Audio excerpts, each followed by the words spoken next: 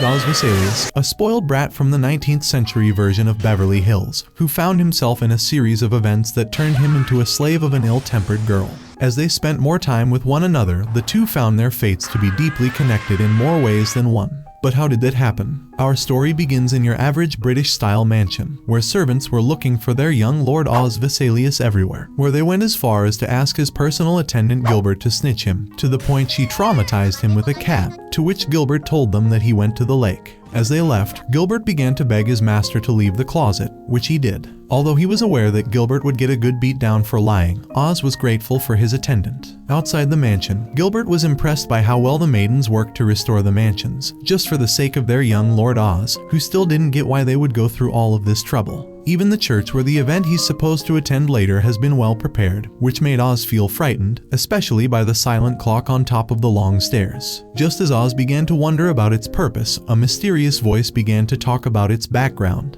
As for who's talking to them, it was Oz's uncle Oscar, who finally caught Oz, Gilbert, and Ada. Although Oscar thought that it's fun to tease Ms. Kate the scary maid from earlier, he reminded Oz that he must heed the advice and prepare for his 15th birthday, where he'll be declared as the official heir of the Vessalius dukedom, one of the 4 great dukedoms. To further get Oz's interest, Oscar began to talk about how old this mansion is, since they moved in a few days ago. Oscar concluded the conversation by expressing how sad he is for holding the ceremony instead of Oz's father, who has left Oz's life for a while, probably in his holy mission to search for the milk. Fortunately for Oscar, Oz held him in high regard that he considered him like a father figure in his life. Before he parted ways with Oz, Oscar handed something that Oz requested, as well as buying the kid some time to get away from Ms. Kate. Although Gilbert protested against it, Oz knew how to deal with him. Oscar also threatened the kid that he'll summon a messenger from the abyss if he dares to mess up the ceremony. Although Oz didn't take such a threat seriously, it'll prove to be a fatal mistake later. For now, however, Oz had the time to enjoy himself with Ada and Gilbert, who headed to a secret place where they could see the capital of Reveille from a high place. When asked about the abyss, Oz said that it's a horrible prison that no one will leave. This scared Ada, but Gilbert assured her that only those that commits heinous crimes gets there, where they'll be visited by a messenger from the abyss to be taken to an even more scary place. As they kept on following Oz and discovering some beautiful scenery, Oz decided to hand the suit he got earlier to Gilbert, since the ceremony will also involve him for becoming of age too. Gilbert panicked at the news, to which Oz admitted that he didn't tell him just so he could see the look on his face. Still, Gilbert protested against wearing such stylish clothes, especially that he's a mere servant, to which Oz made it clear that he wants Gilbert to come as his friend.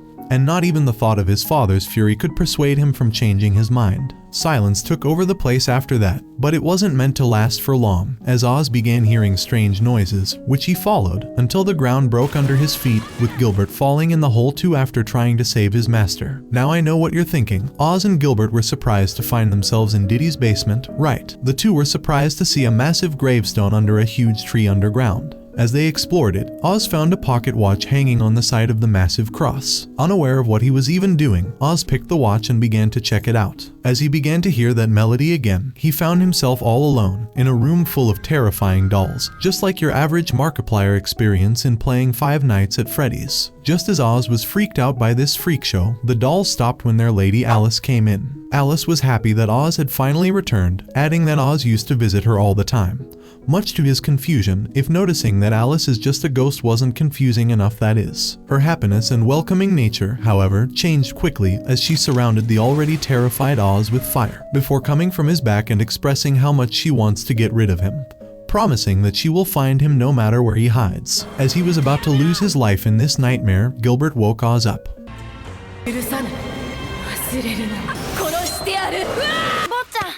Before long, the two realized how late it's getting, so they called it a day and headed back to Ms. Kate. On their way back, however, Gilbert insisted on asking about the watch that Oz has, but Oz dismissed all that with ease, as he handed over his suit to Gilbert and told him to ask Kate for more details on what he should do. Again, Gilbert protested against the decision, but Oz convinced him to do so without saying much.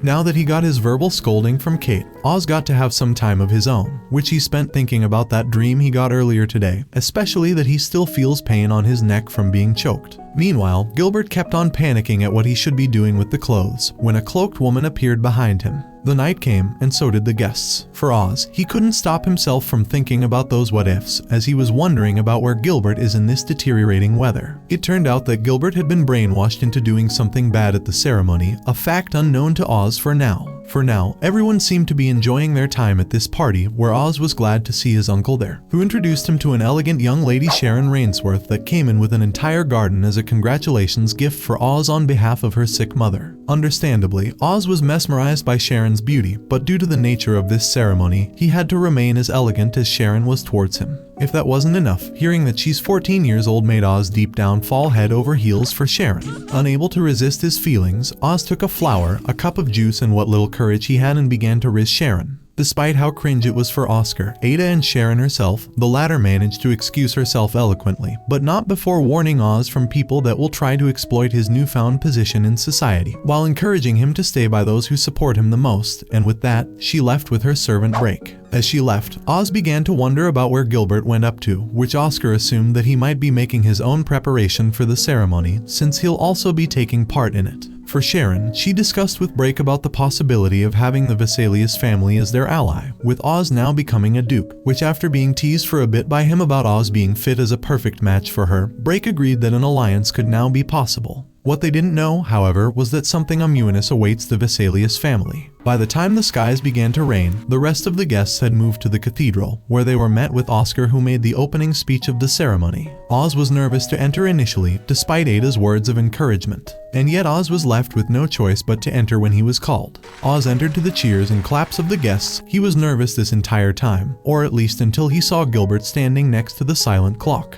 From afar, cloaked figures were smirking like your creepy uncle from afar at the fact that their stag has been set. Oscar performed his part of the ceremony with ease, and now all that's left is for Oz to repeat his oath 3 times at the silent clock. What could possibly go wrong with that? And nothing can go wrong! Just as Oz finished up saying the oath for the first time, the clock moved to midnight. For the cloaked people, this was ideal. Oz is indeed the one from their prophecy, and now it's finally time to move. Amidst his confusion, Oz noticed how time froze, with everyone looking at him in horror. Before he could do anything, the cloaked figures broke into the cathedral, while Gilbert betrayed his friend and stabbed him, leading for a magical circle to glow below them. Everything seemed fine so far for the cult, until one of their members, Zway, noticed that they're beginning to lose control of Gilbert. Before the latter could harm Oz any further, he was saved by a monstrous rabbit holding a scythe. Gilbert also was saved, as the spirit that possessed him got exorcised instantly. The most surprising thing for Oz, however, was that this rabbit was none other than Alice. Seeing that the cloaked trio were expressing hostility towards Oz and herself, Alice declared that anyone that comes at Oz with any harm must suffer the consequences. Why, you might ask? Because Oz is now Alice's property.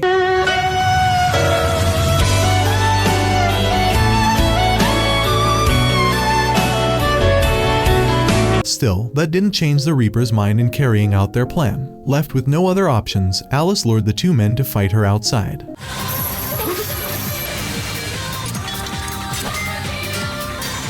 Initially, Alice seemed to be on the back foot, but this would be further from the truth, as Alice was merely trying to see the full strength of the 2 Reapers. Seeing that they got no aces up their sleeves to play, Alive unleashed her full might at them, bringing them both to the cathedral. Although they were humiliatingly defeated, Alice decided to spare their lives. Not that she's merciful or anything, but because she figured that these Reapers were messengers from the abyss. As she declared that, Gilbert tried to desperately get an answer for what Oz did to deserve being sent to the abyss, but ended up discovering something even more concerning, which made him stand in the way of Oz, who tried to attack the Reapers, only to end up slashing his friend instead. Oz fell in a state of panic as he saw what he did to his best friend. With Alice leaving the picture, Oz was left to his fate, where he got dragged down the magical circle the Reapers made. The next morning, Break was enjoying his tea time like your average British country ball, while being aware, just like Sharon and the guy in black, of how daunting their task of saving Oz will be. For Oz, it didn't take him long to figure out that the abyss and everything he experienced so far were all as real as the hunger he's feeling. As he kept on looking for food, Oz found himself stepping on a talking doll, which frightened Oz to death. Just as he went to check on the doll, he found it running around him, just like your average Naruto runner at Area 51. Rachel, Nevada at 6:30. Reporting live, Joe Bartel's 13 Action News. before jumping out of a floating door and attacking Oz. Fortunately for Oz, he managed to free himself and throw the doll on the ground. Now Oz can finally catch a breath and recollect his thoughts. Once he deals with this doll once again, as it began to throw rocks at him from behind. Seeing that Oz took shelter behind an umbrella, the doll decided to step up its game and throw boulders at the boy, except that it literally collapsed on him. Once again, however, the doll jumped at Oz out of nowhere again, with something sharp in its hands, to which Oz resisted it by swinging his umbrella left and right. Before Oz could even get a moment to catch his breath, however, a colossal doll attacked him. Oz tried to run away from it, until he found himself at a dead end. Just as it was about to squeeze dear life out of Oz, Alice saved the young boy, as she claimed that Oz is her prey and hers alone. Remembering who she is, Oz called Alice out as a perverted dom. What? I'm not making that up. He really called her out as that, which got him punished by Alice. With Oz finally in the clear, Alice couldn't help but express her disappointment in how much of a beta Oz is. She then proceeded in explaining to him about how this world functions, and that the creatures that have been attacking him are called chains, where trumps are considered as the weakest chains in this world. As he concluded that Alice is a chain herself, he assumed that all chains have that thirst to attack humans, just as she tried to do so in his illusion. Alice, however, denied the allegation, as she assured him that she met him for the first time when she saved him from the Reapers. On top of that, Alice got offended that she's being compared to the Trumps, but before she could explain what she is exactly, Oz became delighted at the sight of a small box of cookies, since he was starving up until this very moment. Alice was understandably dismayed at Oz's absurdity, as he not only seemed to not fear her, but also seemed to be adapting to how this world functioned. Oz stopped when Alice finally had enough of his stupidity, and began to talk properly about how easy it is for him to get used to his surroundings as long as he remains calm. Oz also added that he doesn't see Alice as his enemy since she saved his life earlier. Not used to hearing such positive things, Alice brushed it off as Oz being thick-headed, before properly introducing herself to the confused boy and giving him special permission to call her by her actual name. Her good treatment for Oz wasn't out of kindness, but to make sure she uses him to serve her best interest. As for what her goal might be, Alice pointed out that she wants to leave the abyss, just like Oz, which is why she was looking for a contractor as good as him. To make sure that they start on solid ground, Alice began to point out that the abyss is a different dimension than the real world. She also pointed out that she can use her power on some junction points in this world to create an exit, while taking Oz with her, of course. Sounds like good news. There is one problem though. Alice's power has a limiter at the moment, which might prevent her from unleashing her full potential to do that. As such, the solution to that issue is the contract, which is signed by simply calling Alice by her name and agreeing to a contract between them both. Seeing that their goal is the same, Oz was about to sign up for the contract, when he suddenly got taken outside by a mysterious person, much to Alice's dismay. For Oz, he was surprised to see that the person that took him away from Alice was none other than Sharon, who informed him that Alice would have killed him if he went ahead with signing the contract. Hearing this, Oz became relieved as he held onto Sharon's hand and began to follow her like a good simp. He learned from Sharon that the Ransworth family had assembled a rescue team the moment he fell in the abyss. The more he heard about her devotion to join the rescue efforts, the more he grew fond of her. Sharon also informed him that Black Rabbit, which is Alice's nickname, is the most notorious chain of all in the abyss, and that she uses contracts to get her way to influence other dimensions that the abyss, including the real world. As for what Oz saw during the ceremony, Sharon said that it's a mere reflection of Alice's powers in the real world, which is provisional. She also added that she has pretty much gotten rid of every single one of her contractors once they have served their purpose. Despite these accounts, Oz couldn't help but think of how she saved him twice already, which Sharon brushed it off as absurd. Heck, even Oz couldn't believe what he was saying. Just when Sharon began to express her knowledge of how Alice had turned on him and expressed her desire to eliminate him, Oz noticed that Sharon had mentioned Alice by her actual name, as well as knowing about Alice's attempt to murder him. As he finished questioning Sharon about those, he realized that he had fallen for the trap of another chain hook, line, and sinker. Just as it was about to finish off her prey, Alice arrived just in time to save Oz once again. After explaining to him that this chain exploits its victims' memories, Alice took Oz to take shelter behind what's left of a wall. Although the chain was still looking for them, Oz began to ask Alice about what she knew about him, to which she answered that she's oblivious to anything about Oz as he is about herself. The only thing that Oz learned was that Alice got attracted to him by the sound of the watch he found, as it was familiar to her. As such, Alice concluded that Oz is the only person that can lead her outside the abyss. The moment she finished mustering these words, Alice got caught off guard by the spider chain. With her powers severely limited, and now that she's tied down and had already lost an arm, Alice urged Oz to leave her behind and run for his life. Run, boy, run.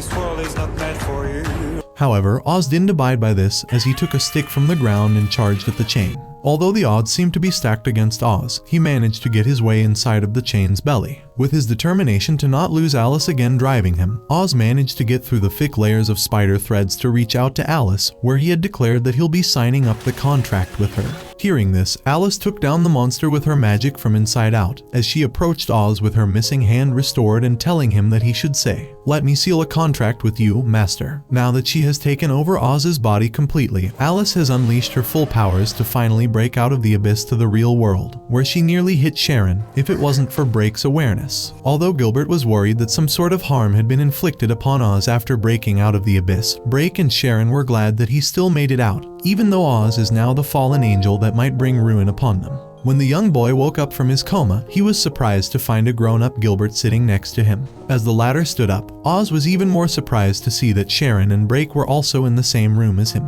Seeing that he's confused, Break and Sharon assured him that he's no longer in the abyss, thus he has nothing to worry about. They also promised him that Ada and his uncle Oscar are also doing fine. Before he could feel relieved, Oz remembered that he slashed his best friend Gilbert with his own hands, to which Break assured him that even Gilbert is doing alright too. For now, Break expressed how much he liked Oz's new outfit, but he also couldn't resist the urge to make an ironic thrust at Oz's incompetence.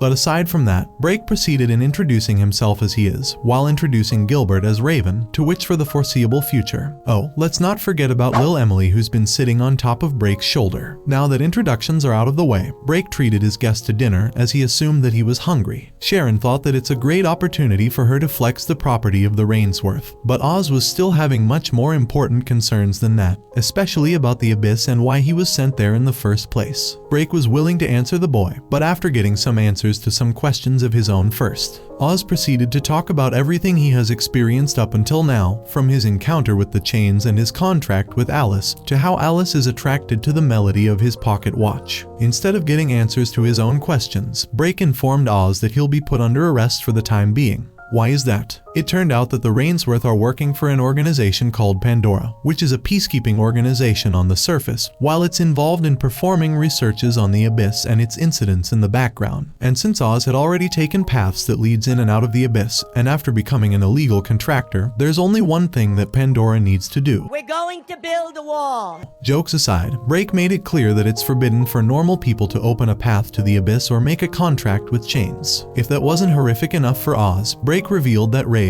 Sharon, and himself were all members of Pandora before proceeding to take Oz to prison. Sharon, however, tried to stand for the young teen, except that something strange began to happen to him, which led him to hold onto a knife from the table. As Break took Oz down to the carriage outside with his hands tied, Oz used the knife to free himself and hold Sharon as a hostage. Break was quick to realize that this was all Alice's doing. As such, he decided to reveal that he did all that to lure her out. Break tried to get Alice to cooperate, but the latter refused. Left with no other options, Break freed Sharon by force.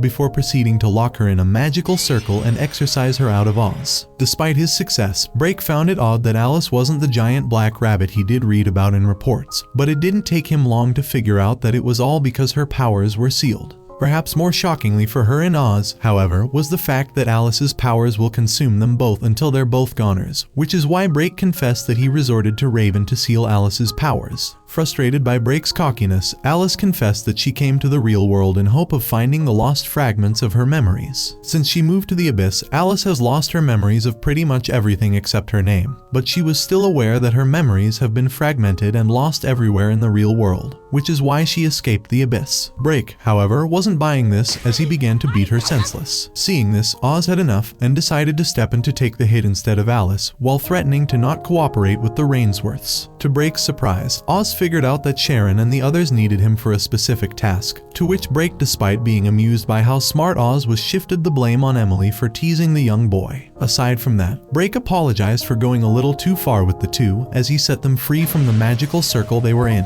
Before Oz and Alice could follow Break, Oz's pocket watch began to glow on its own, indicating that a connection between the real world and the abyss has been established. As the path was connecting, a chain came out of it, or rather escaped the abyss, just like KSI's latest song.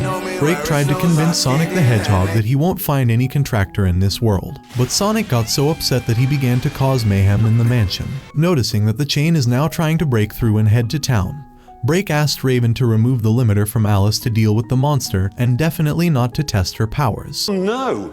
Anyway, last week... Despite how annoyed Alice was, she took down Sonic with relative ease.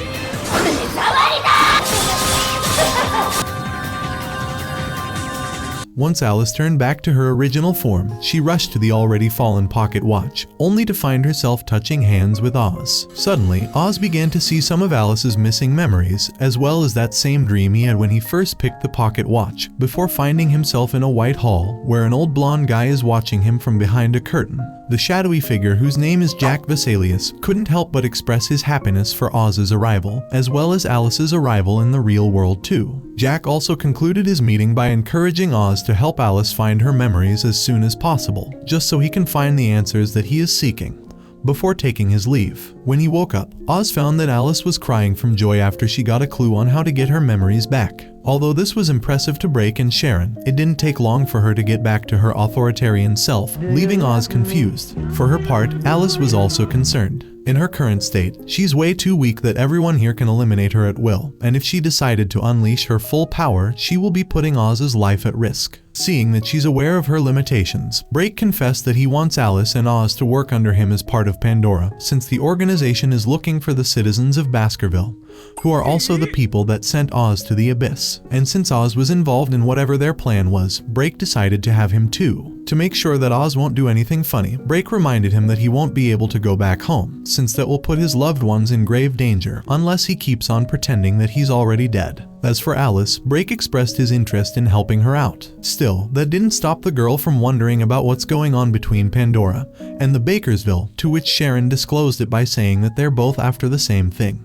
Although the ambiguity of Sharon's answer annoyed Oz and Alice, they quickly forgot about it when they noticed that it's already sunrise. They went to the balcony to see it, followed up by Raven, who gave his hat to Oz, who was assuring Alice that he'll always be by her side. Now that everything is settled, Break gave Oz and Alice their first assignment on that night. According to the reports, there have been murders taking place in Northumbria, and apparently there's an illegal contractor who's behind this mess. As such, Break asked them to go get the perpetrator in exchange for a box of candies, which Oz was about to accept like the ambitious donkey that he is. Alice, however, stood against the idea as she was sympathetic to her fellow illegal immigrants. Break tried to approach her to explain himself, only for Alice to lash out at him like, Mr. Chief, face the camera.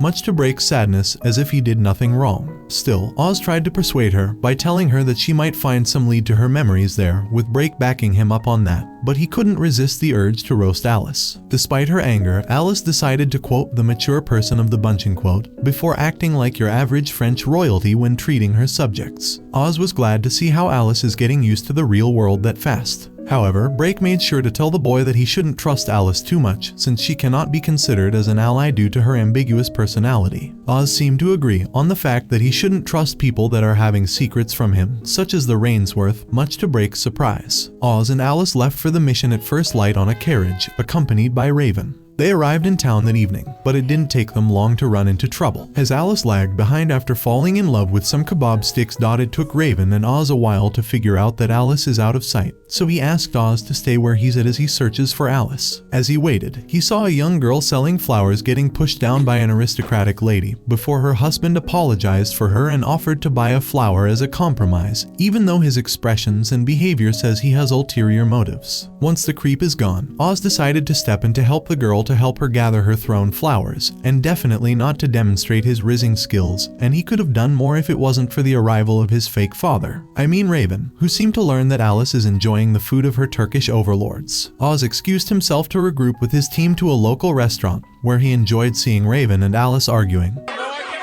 before noticing the uncanny resemblance between Raven and Gilbert. Later that night, Alice was already annoyed at how carefree Raven and Oz seemed. However, Oz was so concerned about the reason that makes illegal immigrants commit murder, as well as what they gain from sealing such contracts in the first place. Raven responded that these chains seek to change their past, hoping that that will get them to change their present how they want. However, the chains will keep on feeding on their human hosts through the incuse they got on them, and once the incuse finishes rotating on the illegal contractor's body, something might happen. It might come as strange that Raven didn't answer that yet, because he, as well as Oz, turned their attention to Alice, who was sleeping like an actual human. Aware of that, Raven decided to go on a mission while leaving both her and Oz in their room, for now. Amidst all that, cataclysmic events were also taking place in the mansion of that aristocrat that wanted to get freaky with the flower vendor, who now came in and blessed him, as well as all the residents of this mansion with a bitter taste of karma by getting rid of them all for good. As she was leaving, her chain kept on aiming for Alice, hoping to get unimaginable powers before he ran out of time. Simultaneously, Raven was annoyed that Oz decided to tag along just for funsies. Despite that, Oz found it amusing that Raven is a nice person despite how cynical he may look. Realizing how Oz could see through his tough facade, Raven asked how could Oz come out of the ordeal he's been through, to which the latter answered that his adaptability is his saving grace in such scenarios. As he proceeded to talk about his past experiences and how interested he is in learning more about Alice's identity, just like your average TikTok influencer, and Raven responding to him in an even more fashionable way, a sudden explosion from their apartment alarmed the two to return immediately. Alice knew that there was a chain after her, and she managed to dodge its attack just in time. Now it's time for that low-leveled contractor to pay the consequence. In headquarters, Sharon couldn't help but be upset at how Brake refused to hand Oz and the others the picture of the illegal contractor, and not even his reasoning could stop her from being concerned about their safety. Indeed, Oz and Alice were initially caught in a dilemma, which they were saved from thanks to Raven's intervention. To add insult to injury, Oz realized that the host was the girl he was trying to rizz this evening, just like how you figure out that the Thai girl you're rizzing is actually Steven. Still, Raven tried his best to make Oz embrace reality, but Oz got to free himself to free the girl from her succumbing chain, whose time had finally run out. Before he could reach out to the girl, Raven stepped in to prevent him from that, leaving Oz to watch Steven succumb to the abyss in horror.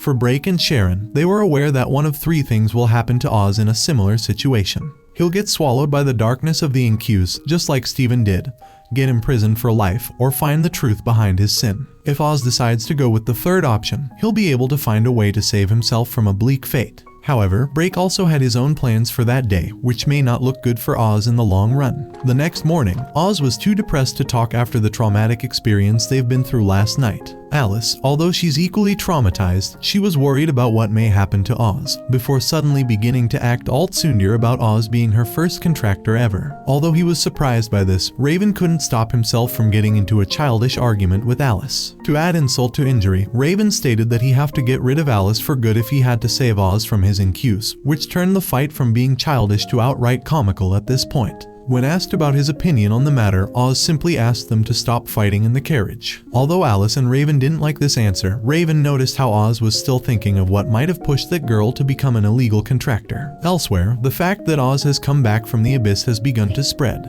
Once they arrived at the mansion, Brake was relieved that the hand of the incuse didn't move for now, as he reminded Oz of what awaits him if the hand makes a full turn. Oz was well aware of that as he kept on spacing out. Sharon noticed that and broke the silence by asking him what should be done next. For Oz, he decided to bide his time and help Alice more for now, as he knew that Brake is looking for a way to remove the incuse. Speaking of Alice, she's doing Alice things basically, much to Oz's disappointment. Nevertheless, he was determined to head back to the old mansion, as he believed that there must be some clues to Alice's memories. When he was a child, Oz used to vent a lot to Gilbert about his daddy issues, and his fear of figuring out why his father hates him so much. Suddenly, Oz found himself in that same white room as before, with Jack lending him a hand from behind a curtain, before finally waking up inside a carriage where Alice was taking a nap next to him. Noticing that the carriage isn't even moving, Oz stepped outside, only to be shocked by how old the mansion actually is, before snapping back into reality by Raven, who came in with a Pandora agent. According to the former of the two, the mansion was put under Pandora's jurisdiction after that fateful day, and since there's some sort of problem is taking place there now, Raven asked Oz to stay in the carriage, while he goes to deal with any potential danger. Before he could excuse himself, however, Raven realized that Oz was having nightmares, so he reassured him that everything will be just fine.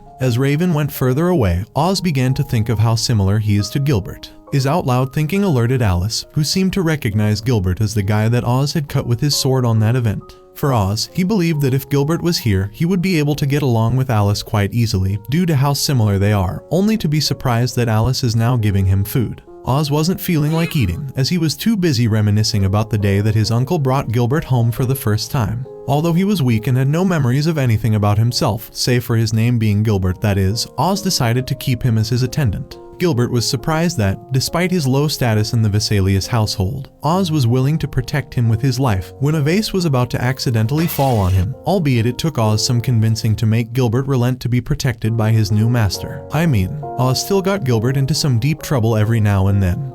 But Oz is now looking at them with a bit of amusement, as he misses how redeeming qualities Gilbert had despite his timidness, even confessing that he ultimately was the best friend he ever had. Just as Alice expressed that she couldn't comprehend the idea that a weakling like Oz was the one to survive such an ordeal, the two noticed something strange coming their way. But what could it be? Simultaneously, Raven was checking the mansion from the inside. He noticed that the cathedral is full of Pandora agents, but when he approached to question them about some stuff, he realized that they're being used as puppets that are now attacking him. In response, Raven pulled his revolver to defend himself.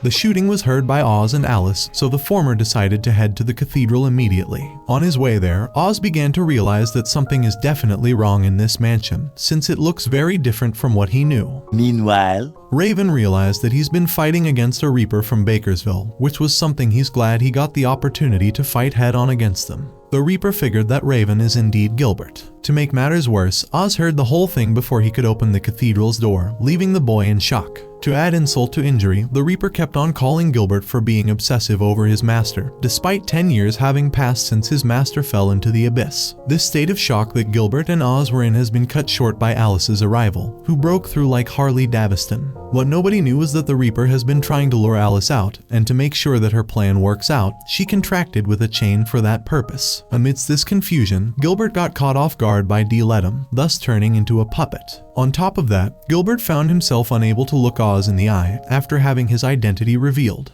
Oz, who kept on reminiscing about Gilbert's promise from years ago to always be by his side no matter what, couldn't also bear seeing his best friend now being tied down once again, with the Reaper expressing her desire to use him to send Oz back to the abyss. Unfortunately, Gilbert fell under the Reaper's spell once again, and proceeded to beat his master once again. On top of that, Gilbert pinned down Alice, who learned that Oz is Baskervilles' key to the abyss, and since he's a threat to them, they opted to throw him there. Oz tried to resist his puppeted friend with every bit of strength he could, but he was no match for Gilbert, who's now moved by vengeance for the pain he suffered from that slash 10 years ago. Seeing that scar, Oz finally realized that Raven is indeed Gilbert. Realizing that he failed his attendant, Oz held onto the gun barrel and pointed it at his neck and put his hand on the trigger. Seeing this, Gilbert began to get back to his senses. Still, the shot came out of the barrel, but did it hit Oz? Fortunately, the shot did hit the Reaper in the shoulder, thus freeing Gilbert from the strings of the Reaper. Now that her plans are in shambles, the Reaper decided to peace out, and perhaps Gilbert's inability to spread American freedom's teachings to her helped her out in her endeavor. Now that she's gone, Oz noticed that Alice was upset. Gilbert wasn't less upset at Oz if anything, as he believed that Oz was genuinely trying to go for what he had in mind. Oz, however, promptly denied these accusations, as he claimed that he knew what he was doing, and had no intention of ending everything at that point, and that helped him figure out that Raven is indeed Gilbert. Despite Oz's happiness, Gilbert confessed that he's one of the Nitre family, which has irreconcilable differences with Oz's family, the Vessalius. Despite that, Oz didn't care about any of that, since he wanted to be by his best friend's side no matter what, which made Alice think more of how much Oz valued his friendship with Gilbert. It didn't take long for Oz to find where Gilbert might be, where he began to reminisce with Gilbert about the day they discovered this underground grave. For Gilbert, he didn't want Oz to see him as a changed man. But the former didn't actually care about Gilbert getting taller or becoming more American. For Oz, Gilbert is still the same Gilbert he knew in his childhood, for he still believed in Gilbert's promise to support him until the very end, despite Gilbert's admittance of betrayal. Hearing this, the latter admitted that he wants to be by Oz's side, for better or worse. For Alice, however, things were not going as good, as she began to hear the will of the abyss telling her that no matter what she does, Alice will always be alone. Much to her frustration. While she was trying to get her head clear, she got approached by a rabbit toy dripping in blood that asked her, why are you gay?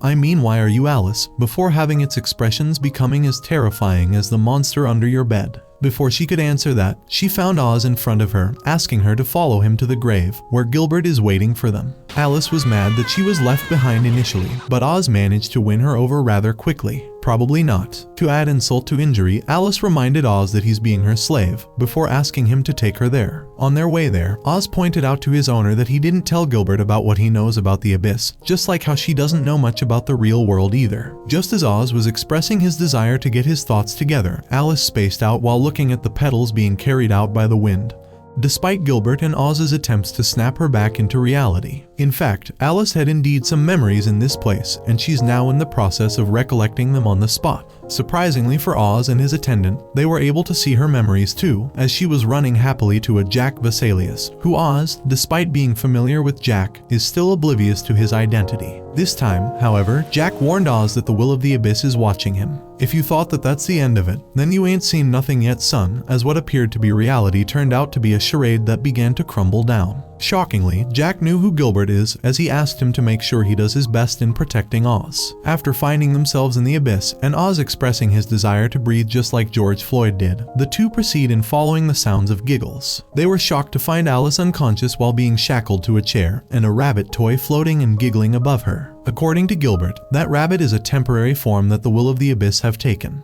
The will tried to persuade Oz to keep on playing with her forever and ever. When he refused, its expressions drastically changed, as it began to tear black matter out of its eyes. Gilbert tried to step in, but he got repelled instantly by the will. It proceeded to gaslight Oz into forgetting about Alice, who doesn't even deserve him, and yet had the audacity to take Oz away from it, since she didn't deserve to be born in the first place. Hearing these words, Oz fell on his knees and began laughing, as he made it clear that because he didn't know anything about her, he decided to stay by her side, much to the will's frustration. As it approached Oz to finish him off, only to be finished off by Gilbert from the back at Oz's signal. With the will of the Abyss defeated, the trio escaped the Abyss that evening. Brake was seeing what's going on and informed Sharon of what was happening. Although they didn't expect that the will of the Abyss would get involved this early, they were pleased that things were going as planned so far. For the will, however, she was still looking forward to having Oz return as soon as possible. When he woke up the next morning, Oz couldn't stop thinking of how awful the words from the will had been. For his part, Gilbert was waiting for his young lord to wake up so he could check on him.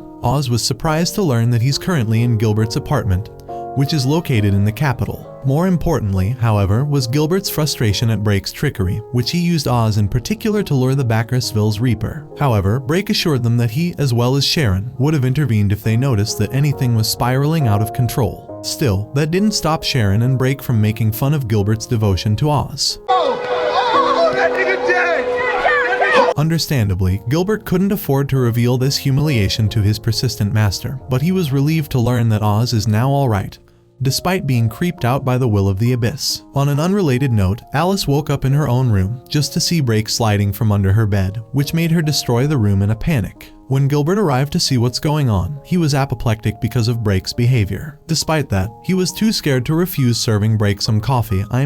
How does Brake look intimidating with this face? Now that both Gilbert and yourself are traumatized for life, Gilbert obliged. While the edgelord is making coffee for Brake, the latter decided to reveal to Oz that Sharon and himself are in fact legal contractors, which explains why they haven't aged at all. According to Brake, there were those that had their bodies stopping completely from aging, but that does not make them immortal in any way, shape, or form. In Brake's case, he pointed out that he might not last for another year, but he doesn't have any intention of giving up on life anytime soon, since he still had the workload of a Japanese worker, much to Alice's disappointment. Aside that, Oz was more interested in learning about what's happening exactly between the Baskervilles and Pandora. Instead of answering, Brake asked Oz about what the Abyss seemed like, since he, just like the rest of Pandora, believes that chains are weapons created in the Abyss, which is why they need to capture its will. To achieve this, Oz's cooperation is needed since he's the key to the Abyss. This made Alice begin to recollect about what happened on their encounter with the Reaper. Gilbert, however, couldn't comprehend why were the Baskervilles so eager in trying to get rid of him if they knew how valuable Oz is, to which Brake responded that neither he does. Oh my god, bro. Hell no, man. Now that Brake has revealed everything he knew about the Abyss, he reminded Oz that he's the only one that can solve all the mysteries related to the Abyss as well as controlling it. Despite that, Oz decided that he's going to keep on helping Alice find out her memories despite what Brake told him. After all, Oz cared only about being with Alice and Gilbert for better or worse. Brake wasn't buying it, so he approached the boy and asked him where he was. Alice erupted in laughter as she heard this, but Brake decided to call it quits for now and leave through a closet, leaving both Gilbert and Alice stunned.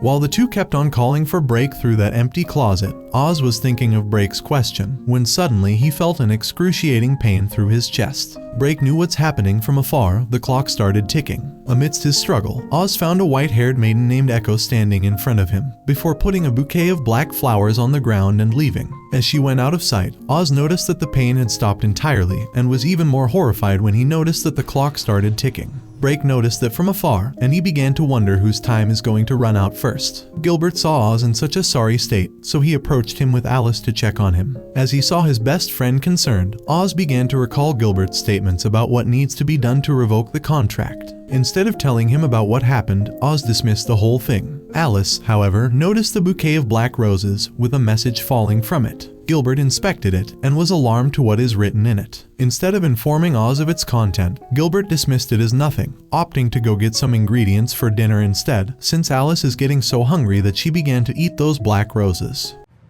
Don't eat my plants. Don't eat my plants. As they did, Alice alerted Oz that there's some awesome looking meat he should see. Although Oz was willing to help, Gilbert wasn't. Frustrated by how rigid the latter was, Alice decided to get the meat by herself, and it's definitely not the meat you're thinking of. Not wanting to lose track of her, Gilbert relented to her. Before he does, he assured Oz to not take what Brake told him to heart, since most of his predictions end up being wrong. Before Gilbert gets any more upset at Brake, Oz assured him that he'll also be fine on his own for now. The brief moment of silence between the two have been cut short by Alice's scream from afar, which made Gilbert head there immediately, leaving Oz to be thinking of his actual thoughts on what Brake has previously told him. In the back of his head, Oz kept on telling himself that Brake is wrong, and that there's nothing wrong with him. Alice wasn't too far from what Oz has been thinking, and Gilbert was made aware of that after asking her about it. In fact, he also learned that Alice can't remember a thing about who her parents were, to which Alice was deeply disappointed, so much that she asked about why parents would give birth to a life if they were going to abandon it. Seeing that Gilbert is unable to answer that for her, she considered asking Oz for an answer, but Gilbert stood against the idea before taking her to a remote location. Not wanting to talk about the details of his master's issue with his parents, Gilbert tried to persuade Alice from asking Oz her question, which made her begin to insulting Oz outright, thus leading to a fight that can be summed up in this scene. Nah, just kidding. There was just a brief standoff, where Alice broke it by relenting to Gilbert's demand, since she admitted that she can't insult Oz without knowing everything about him, much to Gilbert's annoyance. As for Oz, although he was concerned that the other two are taking too long to get back, he was even more concerned about another young aristocrat being bullied for carrying his mother's picture in a pocket watch. Fortunately for the boy, Oz came in just in time to save him, by outright terrifying the bullies. Now that the aristocrat is safe, Oz couldn't stop himself from mentioning how pretty the kid's mom is. Unfortunately for the kid, she passed away long ago, but the saving grace for him was his father, who made sure to make him never feel lonely, despite their financial difficulties. To Oz, hearing that the kid has a dad left him speechless due to his past, but remained pure-hearted to feel good for the boy. That was the case at least until the boy asked him about his own parents. Oz froze, before confessing that his mother passed away long ago, but his father left him a long time ago that he can't even remember his face anymore. Although he remained kind to the boy, Oz couldn't help but feel bitter towards the absence of his father from his life, since he lived under the illusion that his father might come back to praise him one day. As he was studying one day, he couldn't help but tease Gilbert, who asked him to rest. Oz was incredibly optimistic that year, since he was, just like Gilbert and everyone else, were expecting his father to come back, which is why he's been more eager to work harder than before, and says also a lot about why Gilbert is so drawn by his aura, despite acting childish occasionally. Despite all that, Gilbert was always worried that Oz might snap if all the tensions he had came to bite him in the ass eventually. Unfortunately, that fear came to reality when Gilbert decided to prove to his master that his father loves him by asking him directly, only to be met with the following answer: that child should never have been born.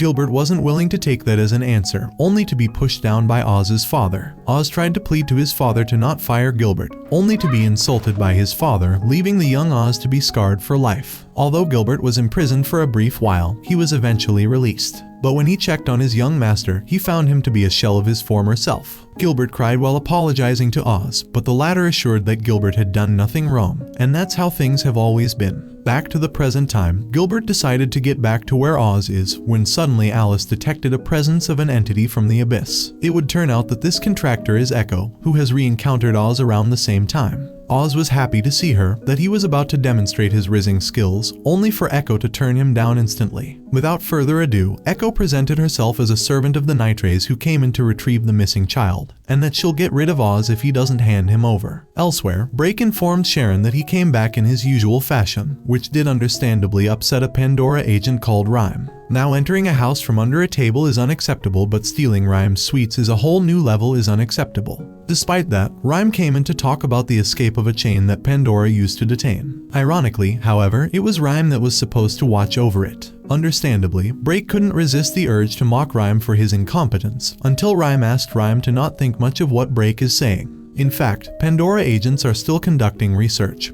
but there's no luck in finding where Grimm is. For his part, Brake immediately assumed that Grimm might be in the capital Reveille, where Oz and the others are. Speaking of Oz, the situation he was in evolved from terrible to comical, as Echo outright terrified the young Philippe so much that he ran away instead of complying to her threat. Oz tried time and time again to prevent her from capturing Philippe, only for Echo to threaten him of elimination. As she was about to begin, she noticed that Gilbert's hair had fallen off of Oz's hand. Oz capitalized on that moment and began to brag about himself being Gilbert's master, which made Echo apologize to him, since she can't afford to be punished by Lord Vincent Nitre. Before Oz could know who this Vincent is, Echo dismissed herself, for she was after an illegal contractor, whose name is Philippe, which Oz realized in horror. Meanwhile, Gilbert urged Alice to prioritize heading back to where Oz is, but Alice refused, as she was certain that she's after a chain, and she's not willing to let go of it if it had fragments of her memories. When Gilbert tried to protest against such a decision, it was too late. The chain arrived, and there's no way they can leave without defeating it. Elsewhere, Oz has been running after Echo as he tried to persuade her from taking down a young child, only for her to leer, just like Oz, that Philippe isn't an illegal contractor, and that the host of the rampaging chain is another different person, who's in fact Philippe's father, who's now engaged in a fight with Gilbert and Alice. What? Bro, what are you talking about, man? For her part, Alice knew the chain and was annoyed that Grimm the Chain wanted to consume her to make the will of the Abyss happy, so much so that she declared that she'd rather dance naked in front of Brake instead of being eaten. What? As she asked Gilbert to release her power, they realized something important. Oz is missing, so Gilbert won't be able to do so without Oz. Realizing how hopeless their situation is, Alice and Gilbert ran away while insulting each other's.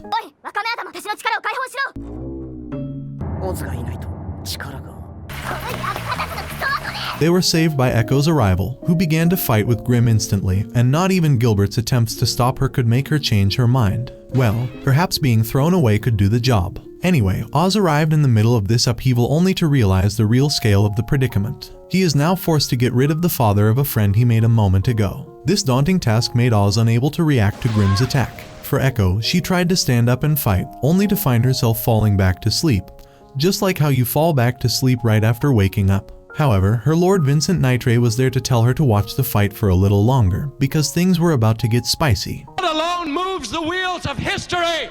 What Grimm didn't know was that Gilbert intervened just in time to save Oz and unleash Alice's powers. Although Alice was doing well, Oz didn't want another contractor to lose his life. As such, he tried to persuade Alice from killing the chain, only to get injured by it. As he began to remember what Jack told him, Oz ordered Alice to stop. But will his order make a difference? Surprisingly, it did. Alice was shocked by this, as she never knew that Oz is capable of controlling her. In the back of his head, Oz kept on recollecting how he promised Philippe to bring back his father alive, but now he's full with frustration at the terrible things that the old man was doing. To add insult to injury, he threatened Oz with a gun he had on his back this entire time. Oz, however, kept on limping towards the contractor despite being shot time and again. When asked about why he decided to become an illegal contractor, the old man answered that it was all for his son's sake, as he was hoping to change his past by not signing the contract that lost him their standings. The old man confessed that he committed heinous atrocities just for the sake of his son, but Oz kept on limping towards him in complete silence. When he reached out to the old man, he began to ask him about why he's not spending time with Philippe instead, only for the old man to lose his ability to answer questions, as he realized that his son was happy for his dad to be by his side despite hardships. Just as Oz was about to hand over a photograph that fell from the man's pocket, Gilbert woke up and saw that his master was in danger. He pulled his revolver and was about to shoot. Oz ordered him not to which Gilbert obliged. However, the old man got shot dead, thus making him and the chain fall down into the abyss, and shattering Oz's hopes of bringing the old man to his son along with it. If that wasn't bad enough, Oz completely lost control over himself, as Alice's full powers were unleashing once again, and they could have caused significant harm to Oz if Gilbert didn't come in clutch to save the day. Oz, however, was mad at Gilbert as he accused him time and again for shooting the old man earlier. Gilbert defended himself until Velvet Nitre emerged from the shadows and admitted that he did, as he saw that Oz was in grave danger and that there's no other way to save him. After a brief moment of silence, Gilbert decided to take Oz to Vincent's carriage that is located nearby, and not even Oz's persistence on meeting Philippe could make him change his mind. Of course, Vincent was kind enough to take the team back to the Ransworth mansion, since Oz threw a tantrum inside the carriage against heading to the Nitres. Although he wanted to talk a little more to Gilbert, Vincent had to excuse himself, since a certain clown wasn't so eager to have him around. He was right, as Brake couldn't help but express his disdain for Vincent, who found that bashful side of Brake to be adorable. For Gilbert, however, he kept on self-blaming himself for not doing well enough to protect his master, who threw himself in danger despite the gravity of the situation he was in. Fortunately for him, Sharon came in to express her admiration for Gilbert's devotion to Oz, but also reminded him of the importance of revealing his true identity to Oz. Meanwhile, Oz kept on remembering with bitterness his encounter with Philippe's father and began to reflect it on his own father when suddenly joined him out of nowhere. She was impressed that Oz could get this upset, which turned out that neither was sure if Oz was really upset. The latter in particular didn't care much about that, as he was more concerned about his promise to Philippe, which Alice reminded him to not get himself involved with this any further, since none of what happened was his fault in the first place. Still, Oz kept on agonizing over Philippe's loneliness, which made Alice resonate with it. By now, the Nitres have reached the mansion's hall, where Vincent learned that Brake was about to head to Pandora by the time they came in. In fact, Brake was going to investigate corruption he was suspecting in Pandora that made Grimm escape the abyss, and in order for this traitor to eliminate traces of treason, he killed Grimm under the guise of not having an option. By now, both Brake and Vincent knew what each one is talking about, but neither revealed his true colors, even when Brake made it clear that he'll hunt down that traitor no matter what. Alice also expressed the same ominous feeling towards Vincent when Gilbert came in to talk about Vincent, who turned out to be Gilbert's younger brother. It all started 10 years ago when Gilbert got adopted by the Nitres. He was hoping that he'll be able to get the Raven chain. According to Gilbert, there were not people that could remember, save for himself, Oz, and the Reapers, who are actually messengers from the abyss. After surviving the ordeal, Gilbert ran away as he was consumed with disbelief and bitterness. After all, his master is now gone forever. His fortunes would change after encountering Brake, where he, just like Sharon did with Oscar, mentioned that the Nitres want to adopt Gilbert. Oscar refused the offer, only for Sharon to tell him that Vincent Nitre had also been adopted 5 years ago after being found unconscious and injured, just like Gilbert. Ever since then, Vincent has been searching for his missing older brother, whose name is Gilbert. Gilbert himself refused the offer too, for the bad blood between the Nitres and the Vessalius families. Brake knew that Gilbert was going to say that, so he tried to manipulate the boy by assuring him that that would get him to rescue his master, only for Gilbert to respond by pushing Brake, which revealed that the latter has a missing eye, which terrified Gilbert. However, Brake didn't hold a grudge and insisted that there's more for Gilbert to gain by accepting the adoption to save his master, which made the boy relent. Gilbert will get all the help needed from Brake to save Oz. In exchange, Gilbert will serve as Brake's eye inside the Nitre dukedom.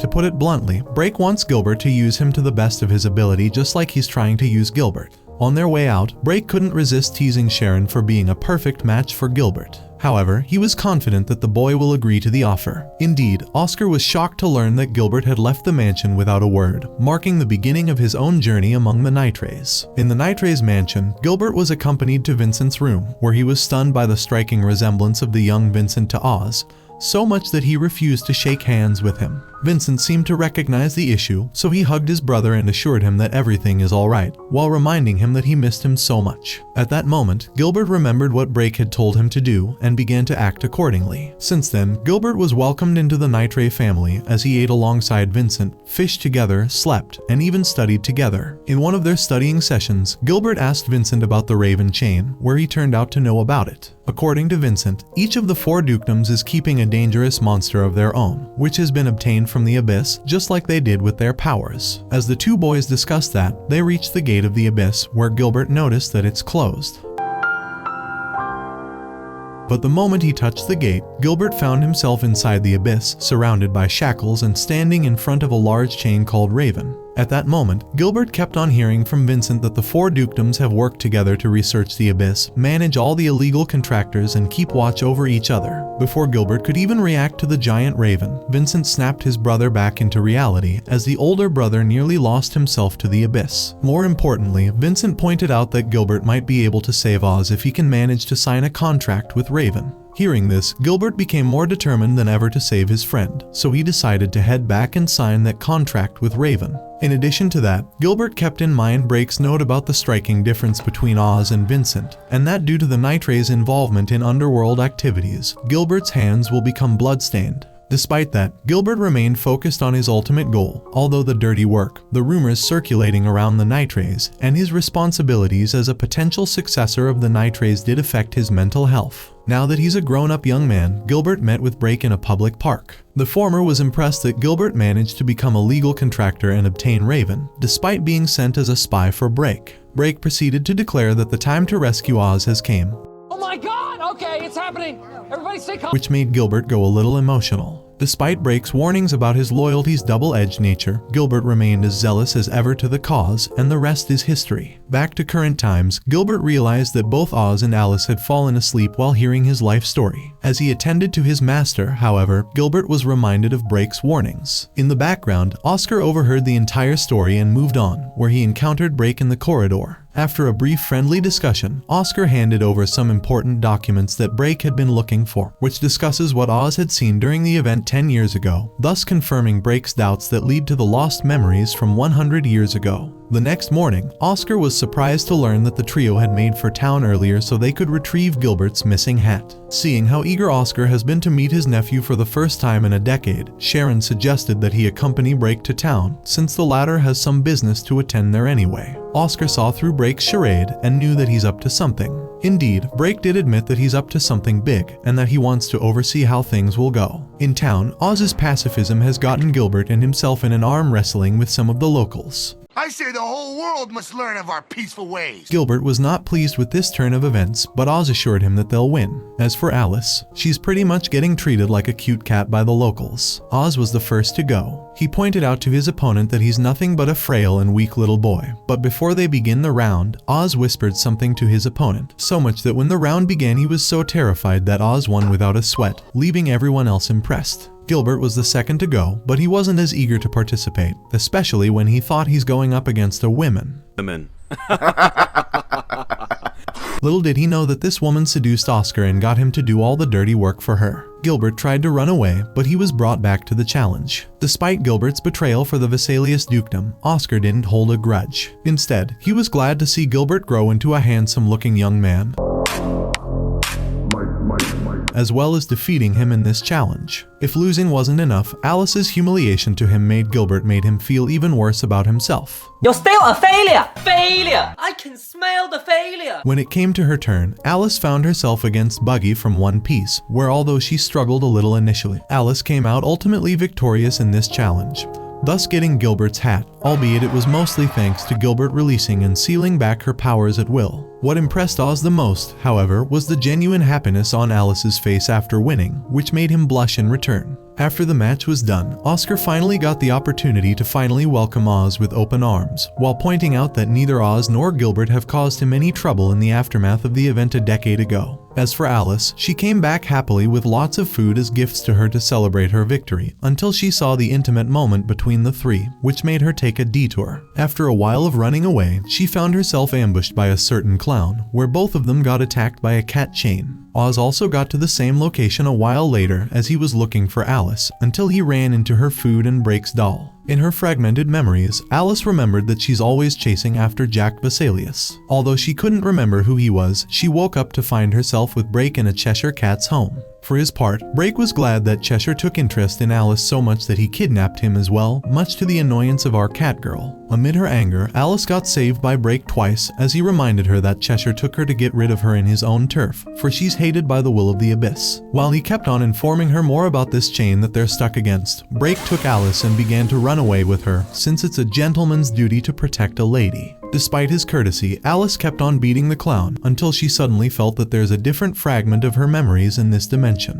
Once they reached a safer space, Brake began to reveal what he knew about Alice so far. According to him, Alice doesn't need to consume humans because she doesn't need to, just like Cheshire. As such, despite their different races etc., Alice and Cheshire share their close connection to the will of the abyss. Despite this conclusion, Brake still had something to say to Cheshire. When they entered the cat's room, Alice was frightened as the will of the abyss began to plant the seeds of doubts into looking for her past memories. Despite Brake's best attempts to wake her up, Alice was way too scared to snap back into reality. Before he could follow her, Brake got dragged inside a mirror by his past self. Meanwhile, Oz learned from Sharon what Brake has been up to, assuming that he does know what he's doing. Despite that, Oz thought it'd be best to follow him and Alice up. Gilbert and Sharon quickly agreed, so Sharon decided to take the master and his servant there. Gilbert opposed the plan, but Oz insisted that he carry on as Alice's servant, and due to his unwavering belief in Brake's plan. And with that out of the way, Sharon began the ritual to head to the Cheshire dimension by using her own chain, where both Oz and Gilbert got through instantly as they remained oblivious to what awaits them there. Elsewhere, Vincent was aware of the developments that were taking place and was glad to see the situation play itself out, since that's in his best interest. Back to Alice, she snapped back into reality in front of a black cat, as she began to remember that that cat used to be her friend.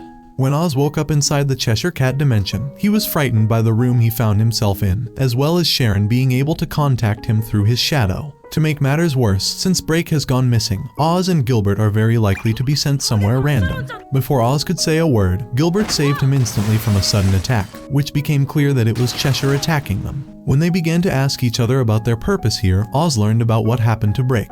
As for why Cheshire is doing all this, it was because he wants to eliminate the enemies of the will of the abyss. Although he didn't expect Brake nor Oz and Gilbert to show up, Cheshire was eager to get rid of them all nevertheless. Oz felt threatened, but Gilbert was so frightened he couldn't even move, as he was an ailurophobe, much to Oz's dismay. Just as Cheshire was about to finish the seemingly helpless two, Sharon's chain merged out of Oz's shadow, which turned out to be a black unicorn. As such, Oz and Gilbert took the opportunity to leave the room and leave all the fighting for Equus. Despite the stalemate in Cheshire's dimension, Sharon was left alone in the real world, thus making her vulnerable. Oz and Gilbert, however, were completely unaware of that, as they kept on running over the domain, until they found Alice in front of them. Gilbert knew that this was a hoax, so he pulled the American living inside him and shot the fake Alice. However, they were surprised to see that Cheshire had caught up to them, where he pointed out that this entire domain is made from Alice's memories. Noticing that Gilbert had made a contract with Raven, Cheshire attacked the host and had him thrown off the balcony, before proceeding to pin down Oz. When he learned that Oz is merely helping Alice get back her memories for the sake of helping her out, Cheshire was furious, as he believed that Alice hated her memories so much that she shattered them. He also added that there's only one memory fragment of Alice that exists in this dimension, while the rest are all in the real world, where he's tasked with guarding that fragment. Meanwhile, Alice managed to catch up to Jack, albeit she still couldn't recognize him, but she knew that once she does, she might be able to know what she is. In Pandora HQ, Oscar was surprised to learn that the meeting he was supposed to attend had been postponed, but perhaps got even more surprised when he saw himself stepping on Vincent, who was sleeping like a baby on the corridor's floor. Once he got to sit with Oscar and Rhyme, he got alarmed by the ladder that his chained dormouse is floating around. Once Vincent was done talking about how his chain gets him to sleep whenever he's not in control, he mentioned that he was indeed invited to the meeting, since he had to give a report regarding Grimm. After all, he was the one that eliminated him instead of capturing him alive. Vincent also mentioned that he made sure to not mention anything regarding Oz in the report, since Pandora's reaction to such an event might be terrible. Oscar was assured when he heard this, until he realized that Rhyme, who's a Pandora agent, was literally with them and heard everything. While Rhyme kept on panicking, Vincent decided to discuss the entire matter with Oscar over a game of chess. During the game, they talked about the history of the Baskervilles, whom the four dukedoms eradicated at some point. After all, the Baskervilles have caused the Sablier tragedy under the leadership of Glenn Baskerville. If it wasn't for Jack Vessalius' leadership of the 4 dukedoms, the town might have easily fallen into the abyss. However, the main objective of Pandora remained obtaining the will of the abyss, and in order to do that, Pandora still needs the 5th gate of the abyss, which the Baskervilles still holds. The latters are also seeking to obtain the other 4 keys from the other dukedoms, for the exact same reason as Pandora. As for why Vincent didn't reveal Oz's return, Vincent gave no answers whatsoever, instead opting to leave the room and change topic, before hitting them with another. On a serious note, Vincent pointed out that Gilbert requested that he does that, and Vincent obliged. And with the question now answered, Vincent bid Oscar and Rhyme farewell. On the other hand, Gilbert miraculously survived the fall and found himself inside of Alice's memory. As he kept on walking, he ran into a twisted piece of Alice's memories. Instead of getting rid of it this time, he followed it while remembering a previous conversation he had with Brake, where Gilbert was forbidden from ever harming Alice. Just as he lost track of Alice, Gilbert was alerted to the familiar sound of Oz's pocket watch, only to find Jack Viselius sitting behind him. According to Cheshire, despite Alice's happy look on the outside, she was sad and alone on the inside, or at least, that was the case until she had her eyes on Jack Viselius. Meanwhile, although he was getting beaten, Oz was surprised to see Cheshire beginning to act like a casual cat by grooming himself. Not being able to resist the urge of mocking the feline for his behavior, Oz thought it best to complain to his owner about what he has been doing so far. Although he's still getting beaten, Oz didn't stop these silly threats. Just as Cheshire was about to finish off the young boy, Jack emerged from behind the mirror to save Oz, as he reminded the cat that it wouldn't be in his best interest to eliminate him while pulling Oz back. Before Cheshire could even respond, he learned that Brake is appearing in the mirror behind him. Oz was fortunate to be finally brought to safety where Gilbert was relieved to see him, only for the latter to be jumped on by Oz. Once this meeting was over, Jack proceeded to formally present himself to Oz. For his part, Oz recognized Jack from Alice's memories. Since Jack doesn't have much time to spare to answer all of Oz's questions, Jack requested help from Oz to save Alice before she gets swallowed whole in this dimension. Oz quickly acquiesced. For starters, they need to figure out where she is. In order to do so, Jack requested Oz to think about Alice deep within his heart and call her name. At the same time, Cheshire managed to get in Brake's memories, where he witnessed the young Sharon running to her mother, where Brake was lying unconscious on her lap. Just as he began to approach the peaceful bunch, he was taken aback that Sharon and her mother were twisted illusions. According to Jack, for Cheshire, just like the will of the abyss, Brake's powers are a powerful poison that they should avoid no matter what. And in order to ensure he becomes the sole protector of the will of the abyss, Cheshire must eliminate Brake. Oz was astonished to learn about this, but even more astonished when Jack mentioned that he's after the same objective as Cheshire and Alice. When asked about what Alice is to him, Oz began to idolize her like the simp that he is.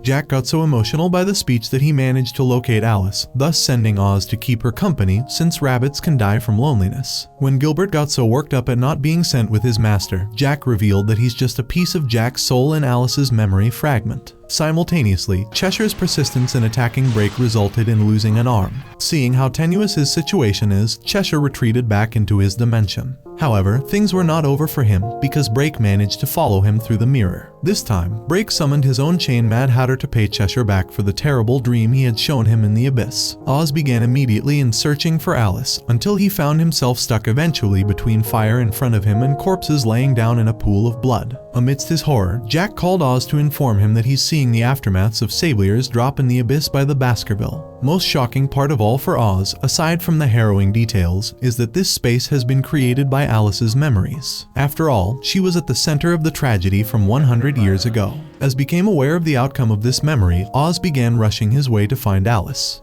meanwhile, Gilbert threatened Jack in the most American way possible to get his way to his master. Jack, however, calmly advanced and took off the gun from Gilbert while trying to get him to remember who he was. Amid his pursuit for Alice, Oz found a young boy crying while surrounded by corpses. To his surprise, this kid resembles Vincent, but perhaps Oz got shocked even more when he heard the child saying that he did what he did for Gilbert's sake. Before Oz could figure out anything, Vincent stood up and began to laugh menacingly as everything and everyone below him were burning, before jumping into the fire himself, respawning and beginning to run away like Klee from Genshin Impact.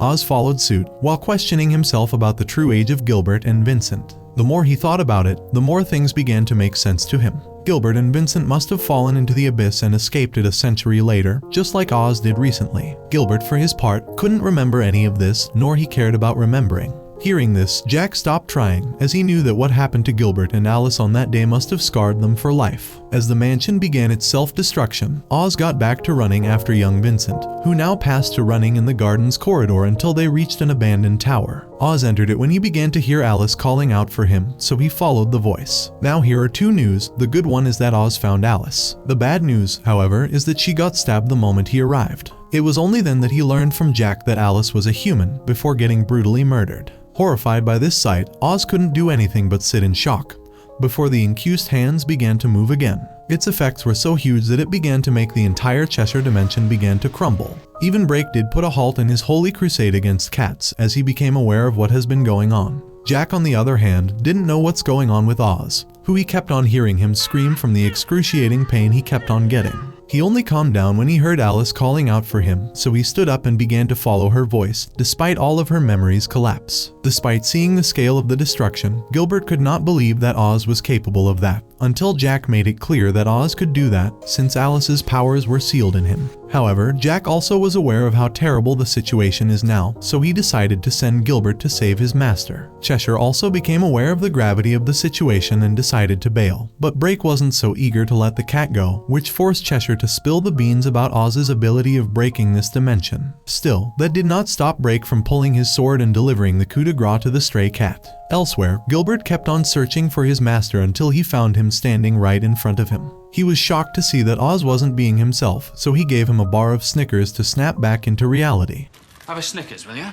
You're not you when you're hungry. Well, it didn't work out, as Oz began to express his ability to hear Alice's sad voice. Despite his attempts to assure her that he'll get her rid of anything that saddens her, Alice began to open up about her worries and insecurities, as she believed that she's afraid of her own existence more than anyone or anything else. Hearing this, the already possessed Oz began to destroy everything in his wake for Alice's sake. Gilbert, however, finally had enough and decided to slap Oz and remind him of his actual objective to save Alice, which finally brought the kid back into reality, thus saving the entire dimension. Although he managed to pacify Cheshire, Brake also suffered, as he began to vomit blood from using his powers. Seeing that the feline is still eager to fight despite losing an arm and a leg, Brake revealed that he now possesses his beloved ring, which made the feline ascend into a terrifying demon. Simultaneously, the crumbling domain revealed to Oz and Gilbert where Alice is, but the time to reach out and save the girl. Not wanting to waste time, Oz began to move forward. Gilbert tried to stop him, but the falling ceiling stood between him and his master. To his horror, Oz nearly fell off the stairs when it broke, but he managed to stand his ground and get back to run for his owner. For her part, Alice didn't want anyone to save her, but when she woke up, the shackles that had been tying her disappeared, thus falling into Oz's embrace. Gilbert also came in clutch just in time to save a happy Oz and a sad Alice that couldn't hold her booger from coming out of her nose. This moment of happiness couldn't last for long, however, as Brake and Cheshire arrived on the scene too. After Brake finished explaining what went wrong with Cheshire, Oz recalled what Jack had been saying about Cheshire's devotion to be the sole protector of the will of the abyss, but he was ultimately unable to stop Brake from finishing off Cheshire, who began to call out for Alice as his precious owner. Hearing this, Alice began to recall who Cheshire was before being forced outside the dimension with Oz by Sharon. Despite Oz's pleas to take Gilbert and Brake out of the domain too. Although the horrors in the Cheshire dimension were over, Oz found himself with Alice's rabbit form in the middle of a Pandora meeting. Seeing that other agents have come into the scene with guns in hand, Alice thought it's best to get rid of them all. Oz, however, had a different approach, which has been achieved, albeit by forcing their way through. Oscar saw what's going on, so he stopped Rhyme that arrived just now to tell him about what happened and back Oz in his stead, assuming that no one in Pandora knows that Rhyme has previous knowledge of Oz being an illegal immigrant, and you guys know how Pandora would deal with illegal immigrants. Due to her bad blood with Pandora, it would be possible for Alice to start a war with all the contractors in Pandora, which will be problematic. As such, Oscar left the scene while leaving all his responsibilities on Rhyme, just like your father did before abandoning you. Wait a minute. First of all, Rhyme couldn't help but panic when he tried to think of a way to salvage what he could, until he found himself dragged in a room by Brake. He noticed the dire state that he and Gilbert were in a terrible state, but couldn't do much about that, since Brake was even more concerned about Sharon's safety. Left with no other option, Rhyme decided to tell Brake that Sharon had gone missing, and Pandora is now conducting a secret search for her. Rhyme has also mentioned the recent developments with Oz and Alice, which made Break figure out that the seal on Alice's power has been lifted when Gilbert used Raven. Hearing this, Rhyme panicked again and got back to trying to catch Oz. Now that he's all on his own, Break thought of the Oz release and began connecting the dots. As he saw the black roses and knight chess piece on the table of the room Sharon was in, he figured out who's behind this. It was around the same time that Gilbert woke up and rushed to go after his master before he got himself into trouble. Little did he know that Oz is now in front of a horde of Pandora contractors. Oz tried to calm down the situation, but Pandora members were not having any of it, so they decided to shoot immediately. By the time Rhyme arrived at the scene, the die had already been cast. Thinking fast, Oz heard Jack reminding him of his ability to bring back Alice to her human form as he previously did against Grimm. But on top of not knowing how he did that, Pandora began to attack once again, which made Alice retaliate. Left with no other options, Jack took over Oz's body to tame the Berserk girl into being her usual self, much to Pandora's surprise. Since the two are now unable to resist, the contractors ceased all hostilities. Their boss, however, insisted on capturing them both. To everyone's surprise, Oz, who's now possessed by Jack, has kicked the fat loser off the stairs, before assuring the other contractors that Oz means them no harm. When Alice noticed the sudden shift in Oz's demeanor, Jack revealed his true identity as Jack Vessalius, the man that fought the Baskervilles and witnessed the tragedy of Sablier, leaving everyone in front of him in awe. After apologizing to everyone for the confusion, Jack addressed everyone in an impassioned speech about unifying their efforts to prevent the repeat of a second tragedy just like that of Sablier from last century against Glenn Baskerville, who turned out to be still alive to this very day. To make sure everyone is on side, he addressed the skeptics as well by reminding them of the original objective of Baskerville to obtain the will of the Abyss. Rhyme noticed how Jack had been looking at him, so he decided to continue the story in his stead, where he revealed Oz's true identity as he true heir of the Vessalius dukedom, as well as what had happened to him 10 years ago and how he came back. By the time the full truth became revealed, Jack almost collapsed, if it wasn't for Gilbert's quick intervention. Lastly, Jack concluded his speech by reminding everyone that Glenn Baskerville is still alive, and that the rest of his clan are still after the will of the Abyss and himself. As such, Pandora's ultimate objective would be to prevent Baskerville from achieving both objectives at all costs, and that all should abide by Oz's guidance. It was an excellent speech, as every contractor in Pandora obliged immediately. Before handing Oz's body back, Jack apologized to the young boy for taking over without permission, which turned out that Oz was furious at the fact that Jack got all of Pandora now involved. Before leaving Oz to deal with the mess he created, while promising him to tell him more about himself, Alice and Glenn. Most importantly for Jack, he wanted Glenn to be stopped no matter what and be caught alive, since he's an irreplaceable friend of his. While all of these developments were taking place, Break managed to make his way to Vincent Nitre, stating that he knows that he's behind the kidnapping of Sharon. Break was in no mood to play around, so he asked Vincent to hand over Sharon. Vincent agreed, as long as Break hands over the 100 years old memory of Alice that he stole from Cheshire. The next morning, Oz woke up in shock from the discussion he had with Jack, only to find Alice and Gilbert sleeping like a babies on the sides of his bed while drooling all over. His relief to see his friend turned quickly into disappointment when he saw Break calling him out through the window, before agreeing to sit and have some tea with him. The sitting began with Break apologizing for dragging everyone into this mess, which sounded odd to Oz, as it wasn't the first time that Break dragged him in such a mess. Break, however, pointed out that he cannot forgive himself for losing Alice's memory from 100 years ago. Break knew that Oz learned some new information there, so he decided to exchange what he knew with what Oz had learned so far. After a small break where Alice is kicking Gilbert in the head, we get back to see that Break has learned all he needed from Oz, as he confirmed that the young boy that Oz has seen is indeed Vincent. Now it's Oz's time to ask about what he doesn't know yet, starting with Break's motives to know about what happened a century ago. A question that Break refused to answer, as he believed that that won't matter by now, because Oz is now the reborn hero that Pandora is rallying up behind. Seeing that Oz had his own doubts, Break assured Oz that he's capable of defeating Baskerville. As they were leaving the balcony, Break warned Oz from Vincent Nitre, since he's certain that he must be involved in the tragedy from a century ago and doesn't want anyone to know about that. For now, Vincent was meeting some friends in the Nitre household. It'll turn out to be that those friends are none other than the Baskerville, a fact unknown to Break. While changing his clothes, Oz learned about what happened to Sharon and how Break managed to save her under conditions that he refused to reveal. When they entered Sharon's room, Break was glad to see that his mistress was well. Sharon couldn't help but begin beating him with a pillow, but Break never lost his smile despite that. After all, Brake had to comply with Vincent's demand to erase the proof he got from Cheshire's dimension in order to get the antidote that would save Sharon from a grim fate. According to Vincent, that ring bell of Alice maintains its shape through the powers of the abyss, and since it cannot be destroyed by normal means, so he asked Brake to use his chain Mad Hatter to do so. Despite the oath he made to Sharon's mother, Shelley, Brake decided to oblige to the request. Only then Sharon moved up in a last-ditch attempt to prevent Brake from doing so. Brake, however, saw that Sharon's life is more important than the 100-years-old memory, so he honored his promise. Despite that, Vincent decided to play it dirty by throwing the antidote off the balcony if it wasn't only for Echo's timely intervention. Vincent got so upset that he was about to slap the young girl, only to find Brake standing for her. Despite being aware of that, Sharon was still frustrated at her own inability to defend herself, which led Brake to give up on what he was seeking so far, before getting back to beating the guy. Brake, however, made it clear that his attempt to save her wasn't a selfless endeavor as it seemed, since he would lose his life under Miss Shelley's hands if any harm were to come to Sharon. The latter couldn't help but begin crying at how unfair she found the situation is, while calling Brake as her brother. "Oh, haven't we been missing Oz? The boy has been witnessing the whole thing and Sharon didn't even notice his presence in the room apparently." Do you ever look at someone and wonder what is going on inside their head?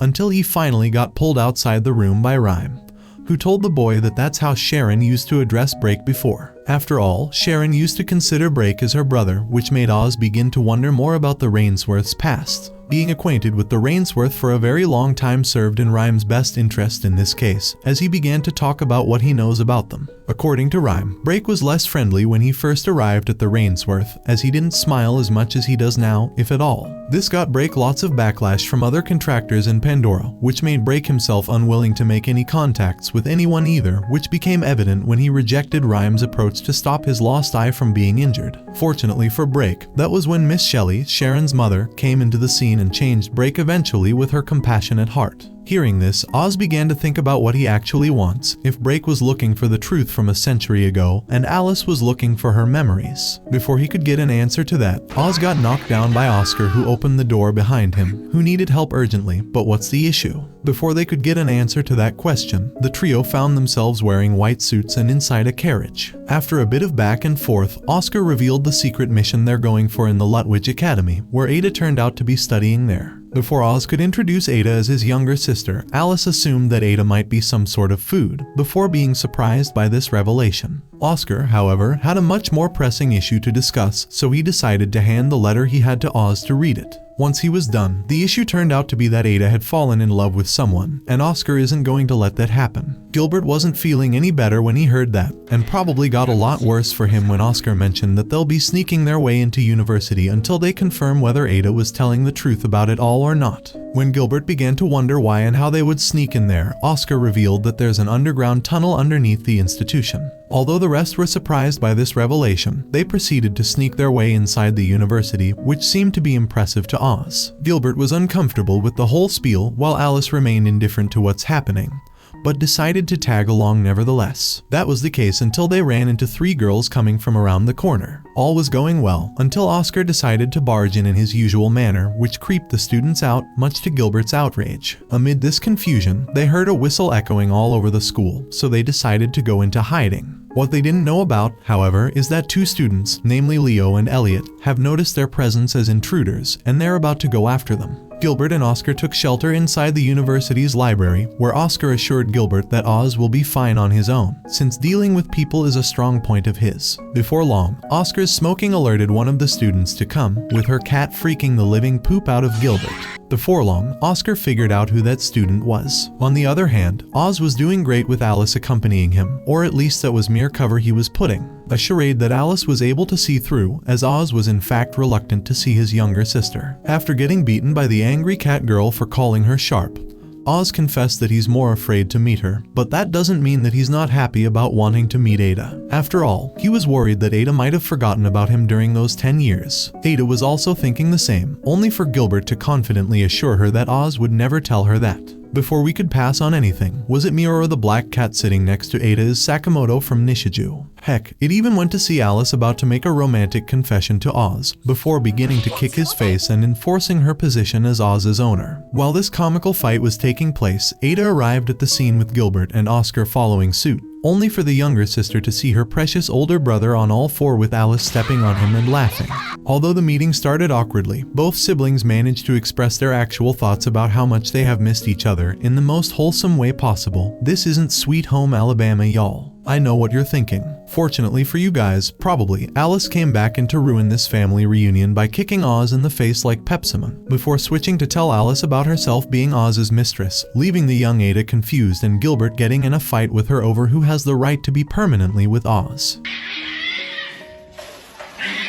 A fight that was concluded by Oscar's intervention to threaten the two. Ada switched then to check on Gilbert and ask him about the hat she gifted to him, which alarmed both Oz and Oscar about its origins and got their panic mode activated. Before Gilbert could get a clue over what the uncle and his nephew were talking about, Oscar decided to ask Ada about the person she fell in love with. Instead of directly answering, Ada began looking at Gilbert, which Oz and Oscar concluded that he's the one, leading to everyone running after one another. Once she found her brother, she was relieved to see her brother ecstatic while reminiscing about the good old days. This brief happy meeting couldn't last for long, however, as Oz got alarmed instantly to a piano cover of the music of his pocket watch. When he got to the piano room, he found no one to play any music and no music to be played, leaving the young boy confused. Fortunately for him, Ada caught up to him just in time to learn about his interest in the melody that was playing earlier. After all, Ada knew that it was Leo and Elliot that were playing it. Although school day was over, Ada believed that they might still be at the library. Elsewhere, Gilbert and Alice were hiding in the garden from the university staff, unlike Oz, who was left in the library by his younger sister for a moment.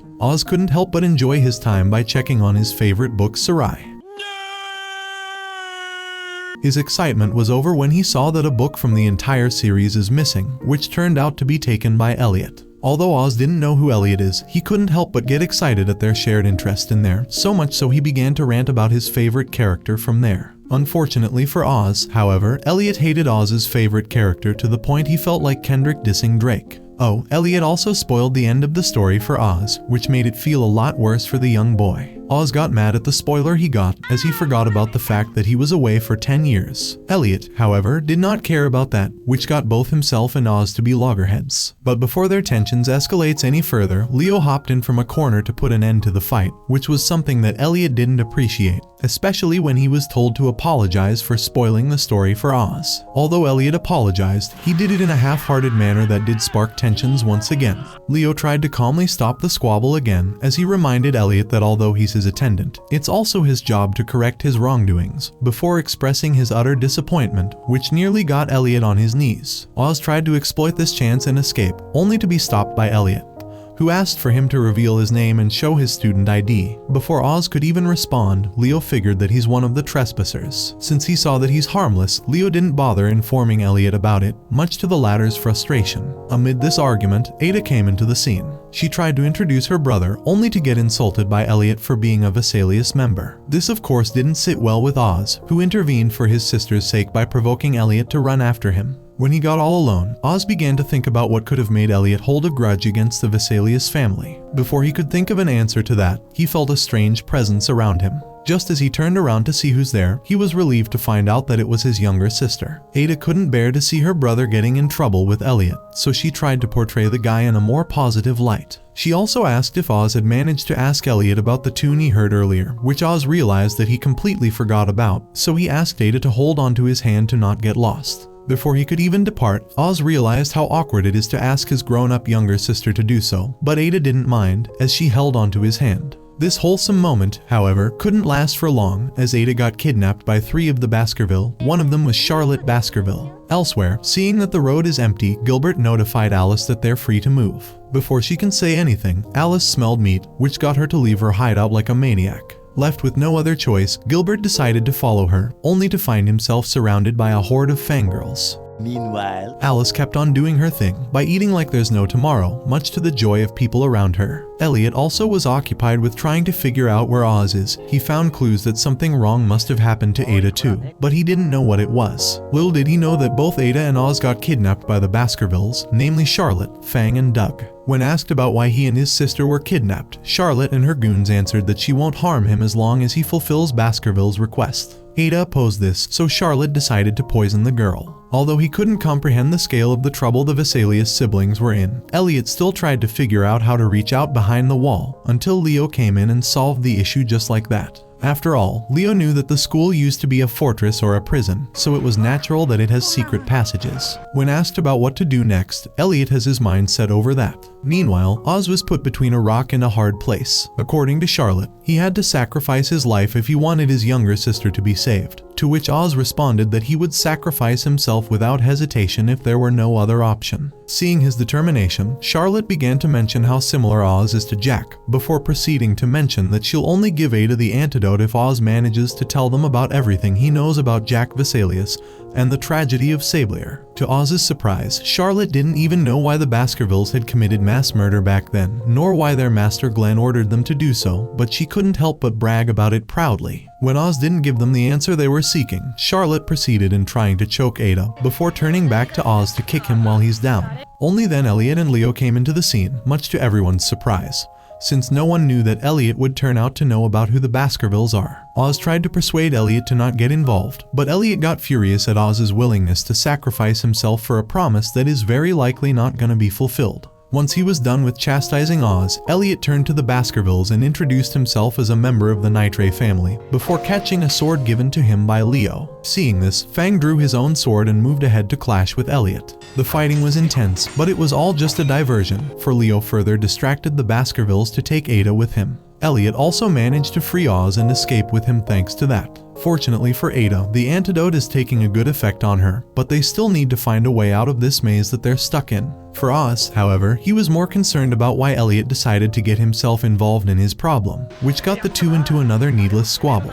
After this saga was solved by Leo beating them both to submission, Elliot still compared Oz to the protagonist of their favorite story, since he tore every loved one around him by his self-sacrifice. Oz, however, had enough of being called out as such, but that didn't sit well with Elliot, who believed that Oz is saving no one but himself by sacrificing himself, which is nothing but a naive thought that the latter was having. After all, Elliot believed that if Oz kept up with his wishful thinking, he would eventually find himself with no one by his side. Hearing this, Oz was left in an utter state of denial that he pushed Elliot back and told him to shove it. In his defense, Oz expressed his self-awareness of being stupid, but in the process, he pointed out that Elliot had no right to barge in without knowing anything about his past of rejection. Hearing this, Elliot decided that their drama had been settled for good, before turning back and pressing his way forward with Leo. Although he followed up, Oz was taken aback by how he was able to tell Elliot about what he never told Gilbert or Oscar about. While the Baskervilles were reorganizing their plans, Oz and the others reached a basement. Just as Ada began to wake up, however, a lion chain hopped in front of them, with Charlotte following suit, as well as Fang and Doug showing up to the youngsters' back to surround them. Fortunately for the boys, Elliot had a sword in his possession already, while Oz managed to pick a nearby sword he found.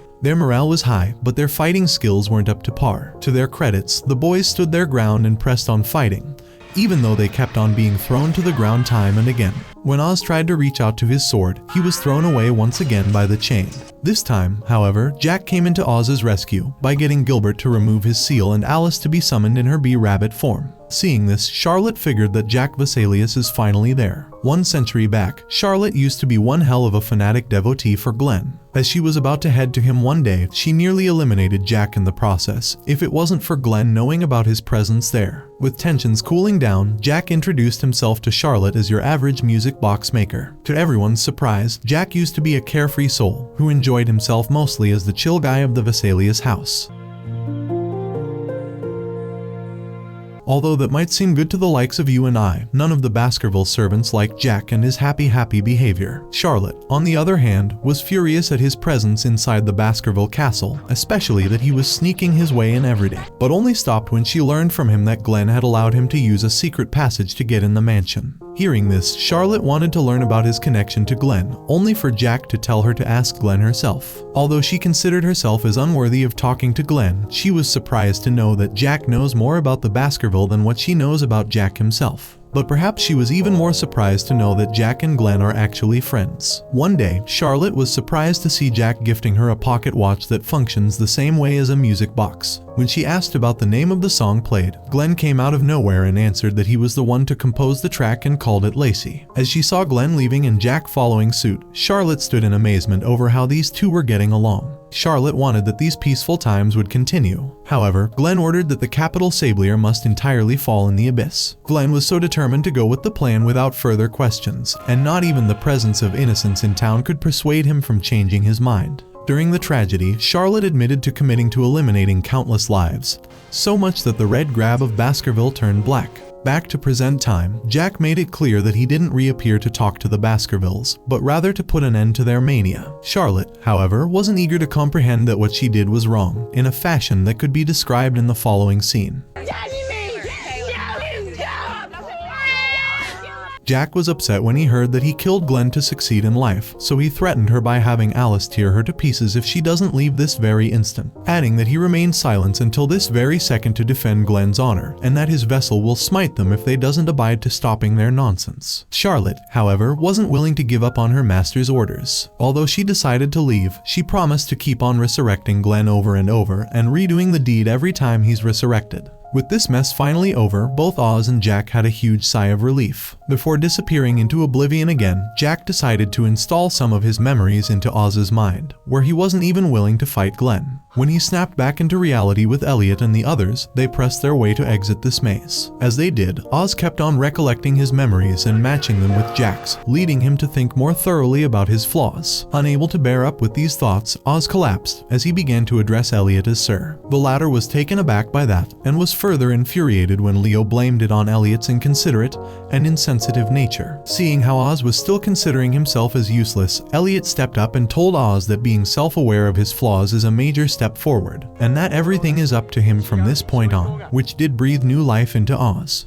That evening, Oz asked Elliot about the tune he heard both him and Leo playing, to which Elliot answered that he composed the tune and named it as Lacey. This didn't make any sense to Oz, since that's also what Glenn said to Charlotte a century ago. When asked about his name, Oz seemed to be a bit reluctant at first, due to the bad blood between the Vessalius and the Nitrays, especially with his younger sister stuck in this ordeal. But just as got enough courage to introduce himself, Gilbert came out of the woods to check on him, just like your missing father after hearing you won the lottery. Instead of laughing at this comical encounter, Elliot pulled his sword out and attacked Gilbert after realizing who he is, as he kept on shaming him for showing up in the defense of a coward like that blonde boy. Before he could harm Oz, Gilbert stood in the way and introduced him as Oz Viselius, which made Elliot leave the scene with Leo in disgust. Since they came back from school, both Oz and Gilbert were literally unapproachable and gloomy. Brake thought that it might be because of their encounter with the Baskervilles, but Sharon brought up that it's mostly because they met with Elliot Nitray. As for Alice, she's busy doing Alice things. As he mentioned how useless Alice is for being this gluttonous, Sharon did knock some sense into him before turning to talk to a horrified Alice, where she began to vent about how Oz isn't paying attention to her as he should. Although Brake found this to be trivial, Sharon found Alice's jealousy to be wonderful, before proceeding to define jealousy as a bittersweet feeling.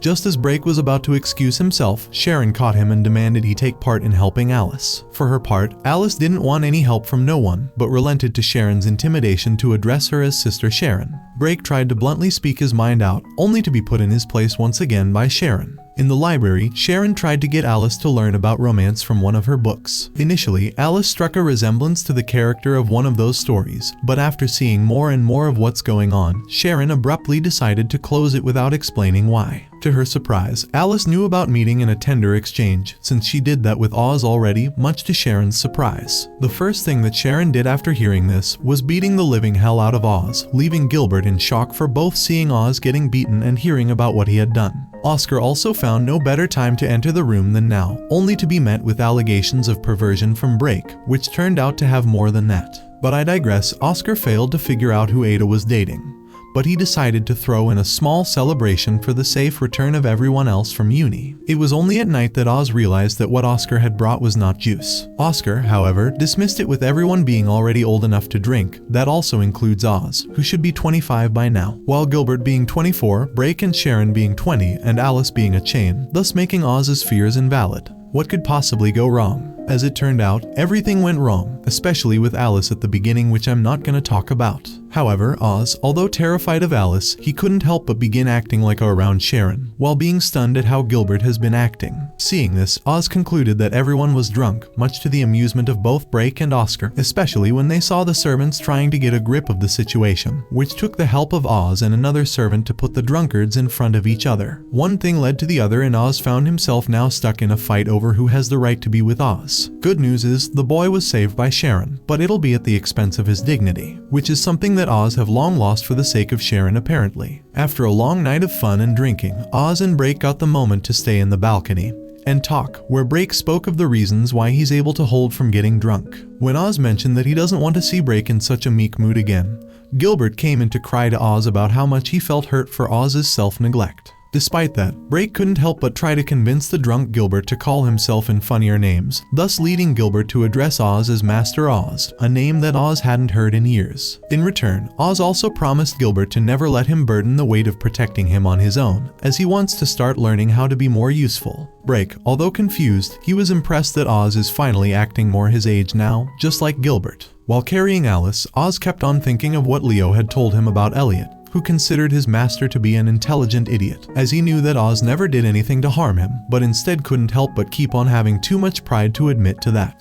Once that explained, Leo expressed his pleasure in meeting Oz before following in his master's footsteps. While Oz was filled with optimism about the incoming missions, Oz was having that same nightmare where he was involved in the tragedy of Sablier, which became unbearable to him. One night, the trio, accompanied by Brake, went to the opera house, where Alice began to complain about how uncomfortable she was feeling in her red dress, instead of being like your lovely British aristocratic lady, and she could have complained even more if it wasn't for Oz complimenting her look. A moment later, they found Rhyme waiting for them to get them introduced to his Lord Rufus Barma. In fact, it was a surprise for Oz and the others, just like Rhyme before them, that Lord Barma agreed to a meeting with them, since he's known more to be an oddball, even though he's the leader of one of the 4 dukedoms. The reason behind this meeting was for Oz to get to know more from the old man about the Baskervilles, and the tragedy of Sablier, the people that have connection to it, and of course to learn more about Jack's past. Oz proceeded to give a TLDR about what he learned so far from Jack, about the ultimate objectives of both the Baskerville and Pandora, which is taking over the will of the Abyss. Oz overthought about all that to the point he hit his head on a pillar, which made Brake remind him that on top of fixating his priorities, he's still committed to learning more about Alice's memories, to which Oz realized that she stopped talking about them after coming back from the Cheshire dimension.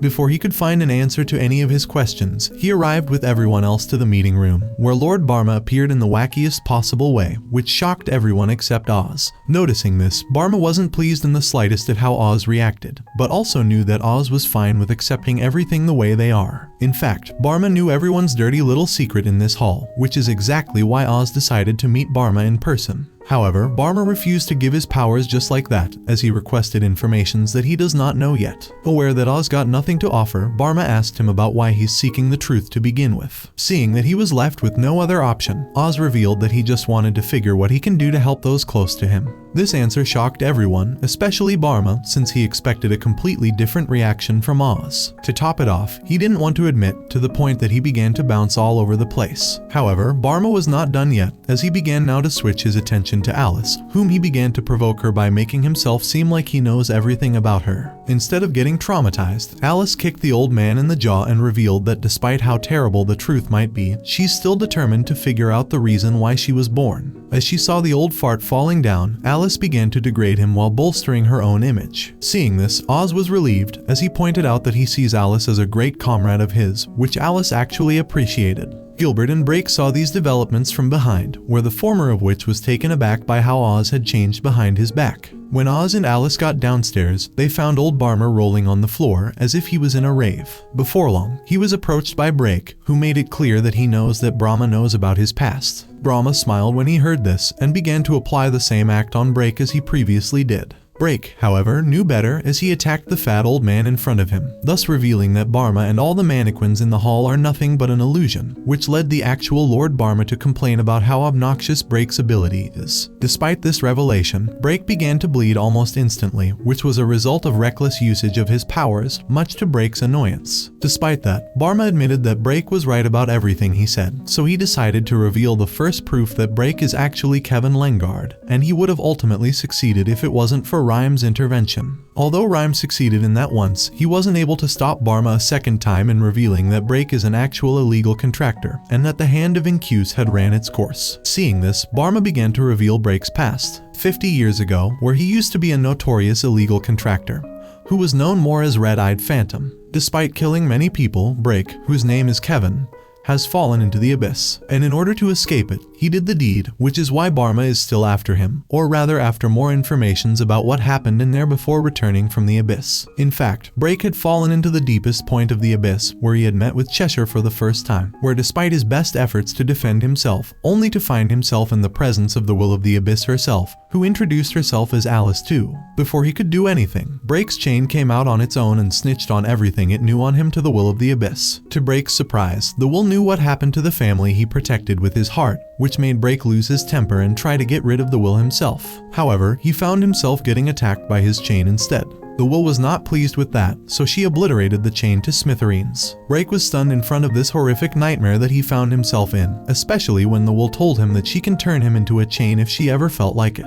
As she kept on talking about how that works, the Will mentioned that it's all according to Glenn, whom she hated just as much as she did with Gilbert and Vincent. Before transforming Kevin into her doll, she took his left eye off of him and handed it to Cheshire. When everything seemed hopeless, Kevin tried to free himself from the Will, but it'd take the occurrence of the tragedy of Sablier. Amidst the Will's struggle, however, Vincent came in with Gilbert on his shoulder. 100 years ago, a happy Alice was enjoying herself when Vincent came in, threatening her that she would meet the same fate as her cat if she kept on dreaming, thus sending Alice into a state of trauma. Back to present time, Brake seemed to wake up from his coma, where he remembered that he was visiting Barma, who couldn't help but address him as Lord Idiot, instead of thanking Barma for saving him the trouble of explaining himself, that is. Seeing that Oz was concerned, Brake asked the boy to act like himself and be selfish. Seeing how persistent Barma is to know about the weight of his sins that sent him to the very depths of the abyss, Brake began to remember what happened after his first encounter with Vincent there, which triggered Alice so much that she had Cheshire to kick him while he was down. Meanwhile, Alice began to cry hysterically when remembering how mean have Vincent been to her, before having her mood change as soon as she noticed that it's now tea time. Although she was excited for it, she was more interested in having Jack join her. Things were looking good for the time being, until Vincent came in to ruin the mood once again, by telling Alice that Jack is no longer alive, and that he saw him lying in a pool of his own blood after being slain by Glenn. Alice refused to believe the young psycho at first, but Vincent insisted that he's not lying, and that everything that happened to Jack, Gilbert, and himself. Alice wasn't able to accept this, so much that she began to scream as her room was collapsing. Seeing this, Brake addressed Alice to change her past with her powers. After hearing this entire story, Barma began to connect the relationship between both the Alice with them and the Will of the Abyss. I know this might be slightly confusing, but please bear up with me. According to Barma, the name Alice was mentioned in the memorandum of Jack Vessalius. Alice used to be a prisoner at an isolated tower in the Baskervilles mansion. The reasons why Glenn locked her there is unknown, but Alice was glad that Jack is visiting her every single day. Glad to know about that, Jack suggested that she should also visit him given the opportunity. Eventually, Jack began to notice certain things about her, for the severe contradiction in her cat's behavior to the same changes he noticed in her clothing style from time to time. But most importantly was the change in her air too. When he was going to take her, Jack noticed that Alice was having an ominous aura around her, which didn't take him long to figure out that this Alice, although having the same name as the actual Alice, is connected to the very depths of the abyss. Even more shockingly was that both Alices came from the same womb, and that they both are bound by the chain of the abyss. Oz wasn't expecting to hear this, but wasn't also to expect that Jack would also express his regrets in his memorandum either. Barma, on the other hand, was more concerned about the fate of the entire city of Sablier, since it's connected to Alice. Alice. After all, Glenn needed Alice to obtain the will of the Abyss. As such, Barma decided to interrogate both Alice and Brake at Pandora, who still haven't revealed everything he knows as of yet. However, Oz decided to stand in the way of Barma, as he believed that Barma is far more annoying than Brake. Aside from how cynical that sounded at first, Oz pointed out that he has no faith in Barma, as he thought that he can twist words to serve his best interest. As such, Oz decided that he'd be the one to overturn every word of Barma by using Jack's name. As he admitted that he's playing it dirty, Barma was about to do humanity a favor by teaching some manners into this child as part of his holy crusade against children, when he found the Gen Alpha kid to be surrounded by his bodyguards. Left with no other options, Barma changed his mind. Once he was out, Oz and his goons began to think of what they should be doing next. Their answer came from Alice, who believed that they won't be able to think properly on an empty stomach. Seeing that Gilbert and Brake were going to get some food, Oz couldn't help but talk to Brake about bringing up his past, which made Alice conclude that they finally became comrades, since they're all meddling in each other's business. Oz agreed to that, with Gilbert following suit, much to Brake's annoyance. On their way outside the opera house, Brake reintroduced himself as Kevin Legnard, which we'll still keep on calling him as Brake for the sake of this video. Brake used to serve the Sinclair family for as far as he can remember. Oz knew the name of that family since he knew that they were wiped out by a rival family.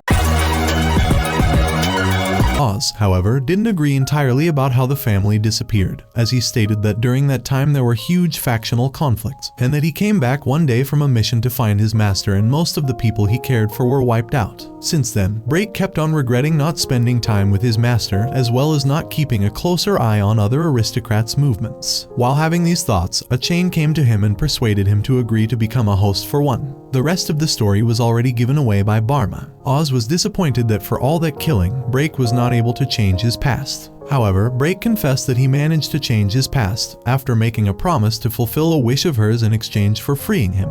Before he knew it, Brake found himself at the front gate of the Rainsworth family 30 years ago. By then, he learned that his previous master was not attacked by burglars just as he wished.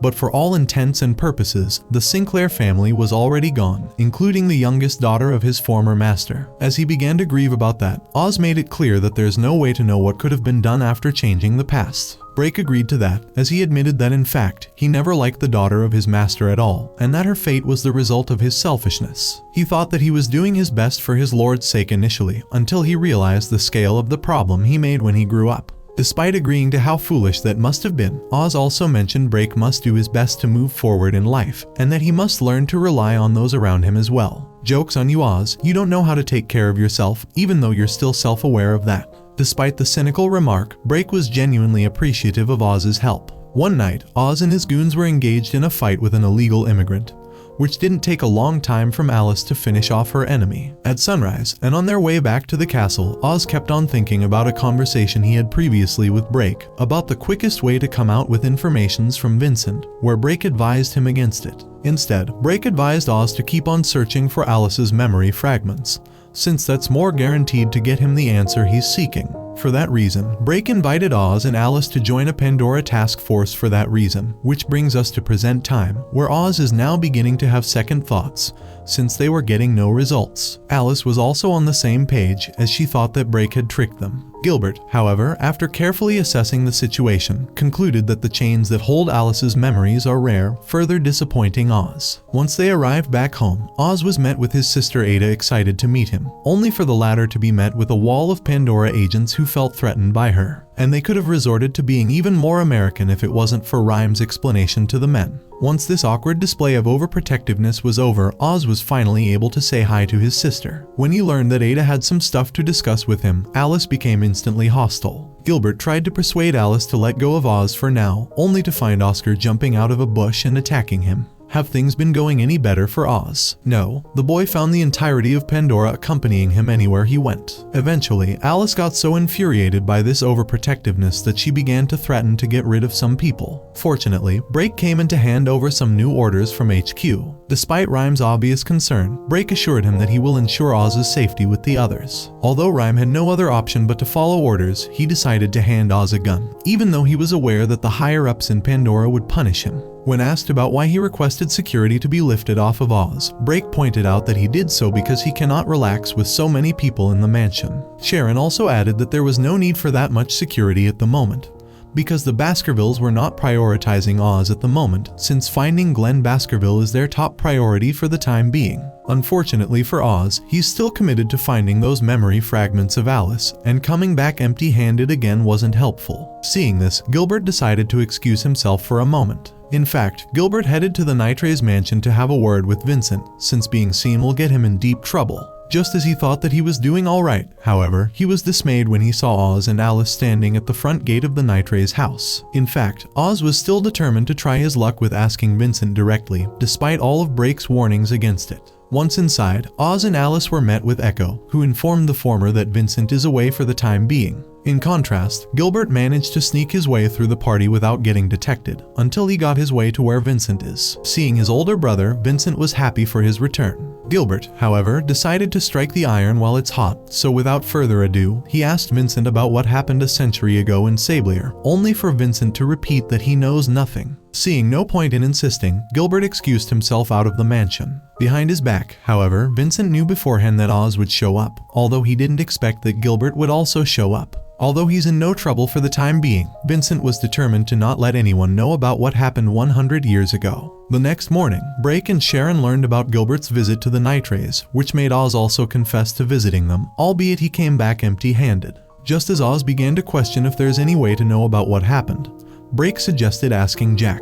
It would have been a good idea if only Jack showed up again after coming back from Lutwidge Academy, which leaves two more people to ask, Glenn Baskerville and the Will of the Abyss. For her part, Alice was against asking the Will of the Abyss. Alice was able to communicate with the Will back when she was in the Abyss, that is. However, Alice suggested that this method could be feasible if Oz could go back to the Abyss once again. Technically, it's possible using Raven and X. Sharon, however, pointed out the difficulties that Oz will face there if you were planning on committing to undertake something that an entire organization like Pandora have failed in getting so far. Oz thought of trying to get back to see the tragedy of Sablier, but that wasn't doable either. Seeing no other options, the team decided to keep on searching for memory fragments by hunting chains. Amidst his disappointment, Ada came in to remind her brother of his promise to go shopping with her. Amazingly, Oz had an idea when he opened his pocket watch. As such, he apologized to Ada and informed everyone else of his plans. The next morning, Oz and the others went to where everything started, at the same site where the event from 10 years ago took place,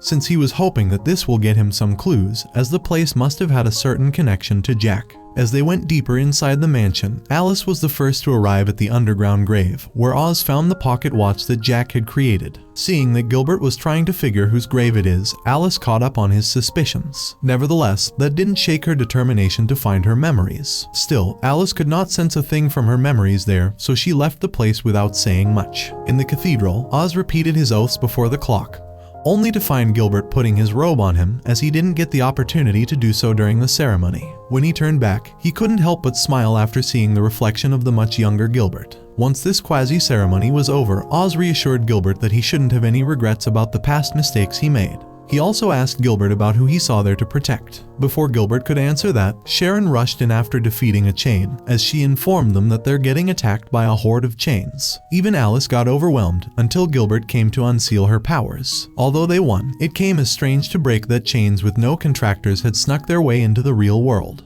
Amidst that, Alice noticed the presence of something strange at a fair distance, only to be shocked just like everyone else with the entire capital being caught on fire. Gilbert and the others rushed their way for the capital on a carriage in hope of saving what could be saved. The city was in utter chaos, as chains were wreaking havoc all over the place, terrorizing the people, and playing Sonic the Hedgehog.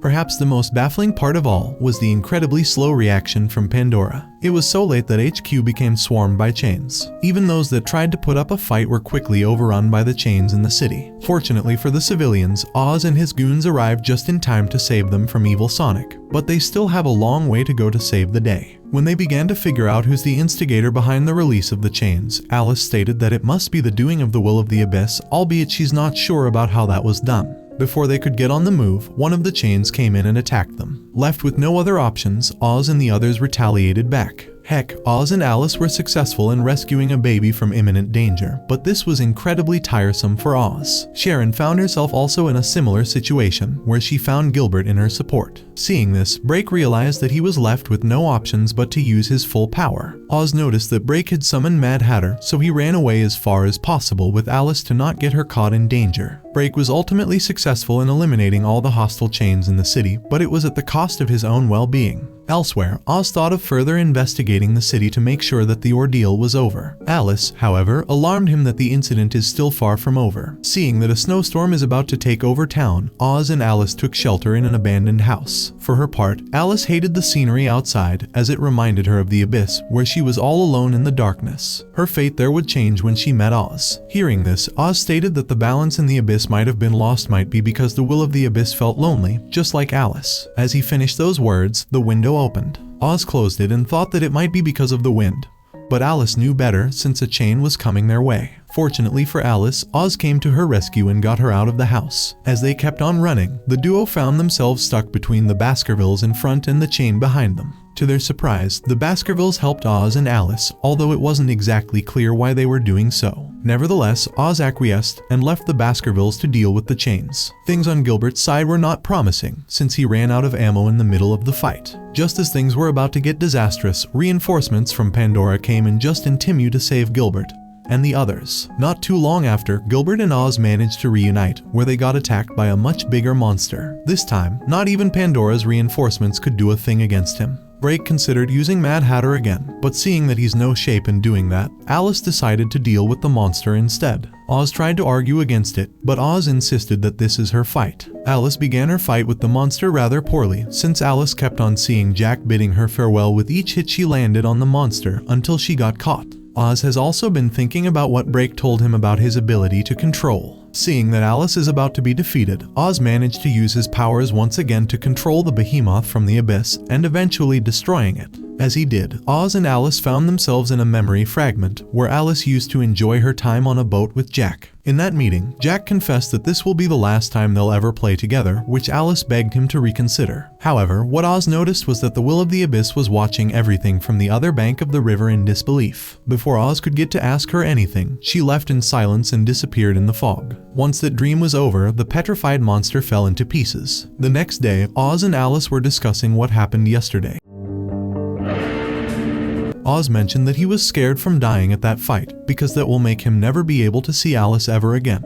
Brake heard that, and was impressed to mention the contrast between Oz now and his former self, before apologizing for calling Oz as a creepy kid before. When Alice began to question that, Oz promised that he would be the one to embrace her with his heart and soul if she ever felt alone, much to her dismay. Once Oz finished his child's play with Alice, he sat to have some tea with Oscar, where he was surprised to learn that they're going back to the Vessalius mansion. Although Sharon and Brake were pleased to keep on hosting Oz and the others, Oscar thought that it'd be best to go back home now. Oz was saddened by the news, but Alice scolded her slave for being indecisive about heaving back to his original home. Oz's reluctance was justifiable, however, since he will have to meet his father, who had previously refused to accept Oz as his own flesh and blood. Ironically, Oz was surprised to hear this from none other than Alice, whose Gilbert rushed in to shut her up. Despite his surprise to learn that Gilbert spilled the beans to Alice, Oz didn't think much of it, as he believed that his father might see him differently after these 10 years. Only then Oscar revealed that Oz's father had gone missing since the day of the ceremony. As to where, let's keep on thinking that he's still searching for the legendary Kingdom of Milk. Although he was relieved of his father's absence, Oz was furious that Gilbert hadn't told him about it sooner, only for Oscar to answer that nobody knew how to address the issue to Oz at the time. Elsewhere, Brake couldn't help but express his relief at learning that Oz possesses immense power to control all of the abyss. Although the informations about the tragedy of Sablier are somewhat muddled, it is still good to know that the Will of the Abyss holds special feelings for Jack Vessalius. Since people have been saying that Jack Vessalius has been reborn, it's easy to assume that the Will of the Abyss would likely listen to anything that Oz would say. With that being revealed, Brake concluded that the Baskervilles must have wanted to change something in the abyss by dropping Oz there, who although doesn't look like it,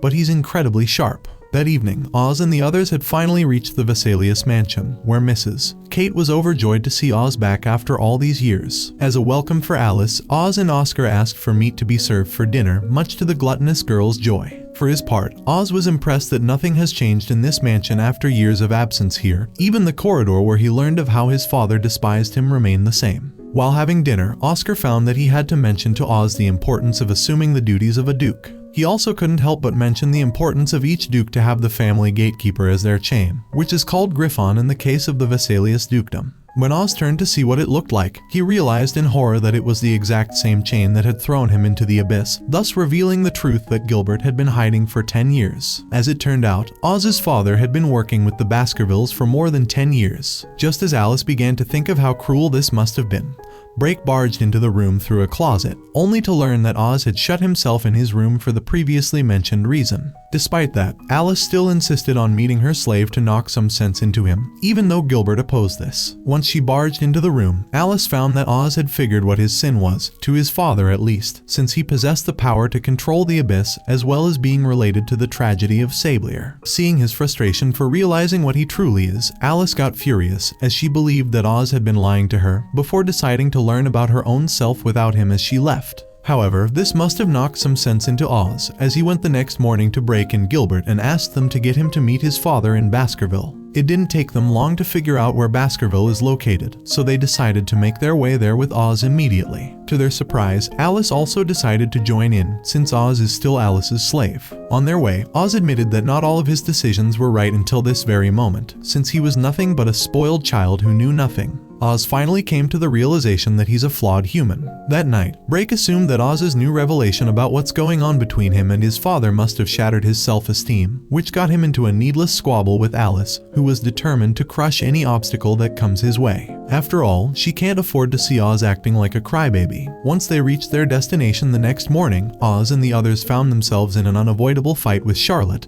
and her Twitch stream goons. Since they were eager to judge Oz, the Baskerville summoned Griffon, who was at the verge of sending both Gilbert and Brake to the abyss and getting rid of both Oz and Alice in one go. However, Oz managed to use his powers to free everyone from Griffon and fight back, where he managed to single-handedly get Alice to defeat Griffon, to the surprise of everyone. In the aftermath of this fight, Oz saw his father standing on the top of a ruined tower, so he approached him to tell him that no matter what, he will always keep on acknowledging his existence no matter what, before leaving. Although Oz might have very limited time to solve all the unsolved mysteries, he decided to rewrite his own story. That concludes the anime recap. As always, if you enjoyed, let me know down below and I'm out.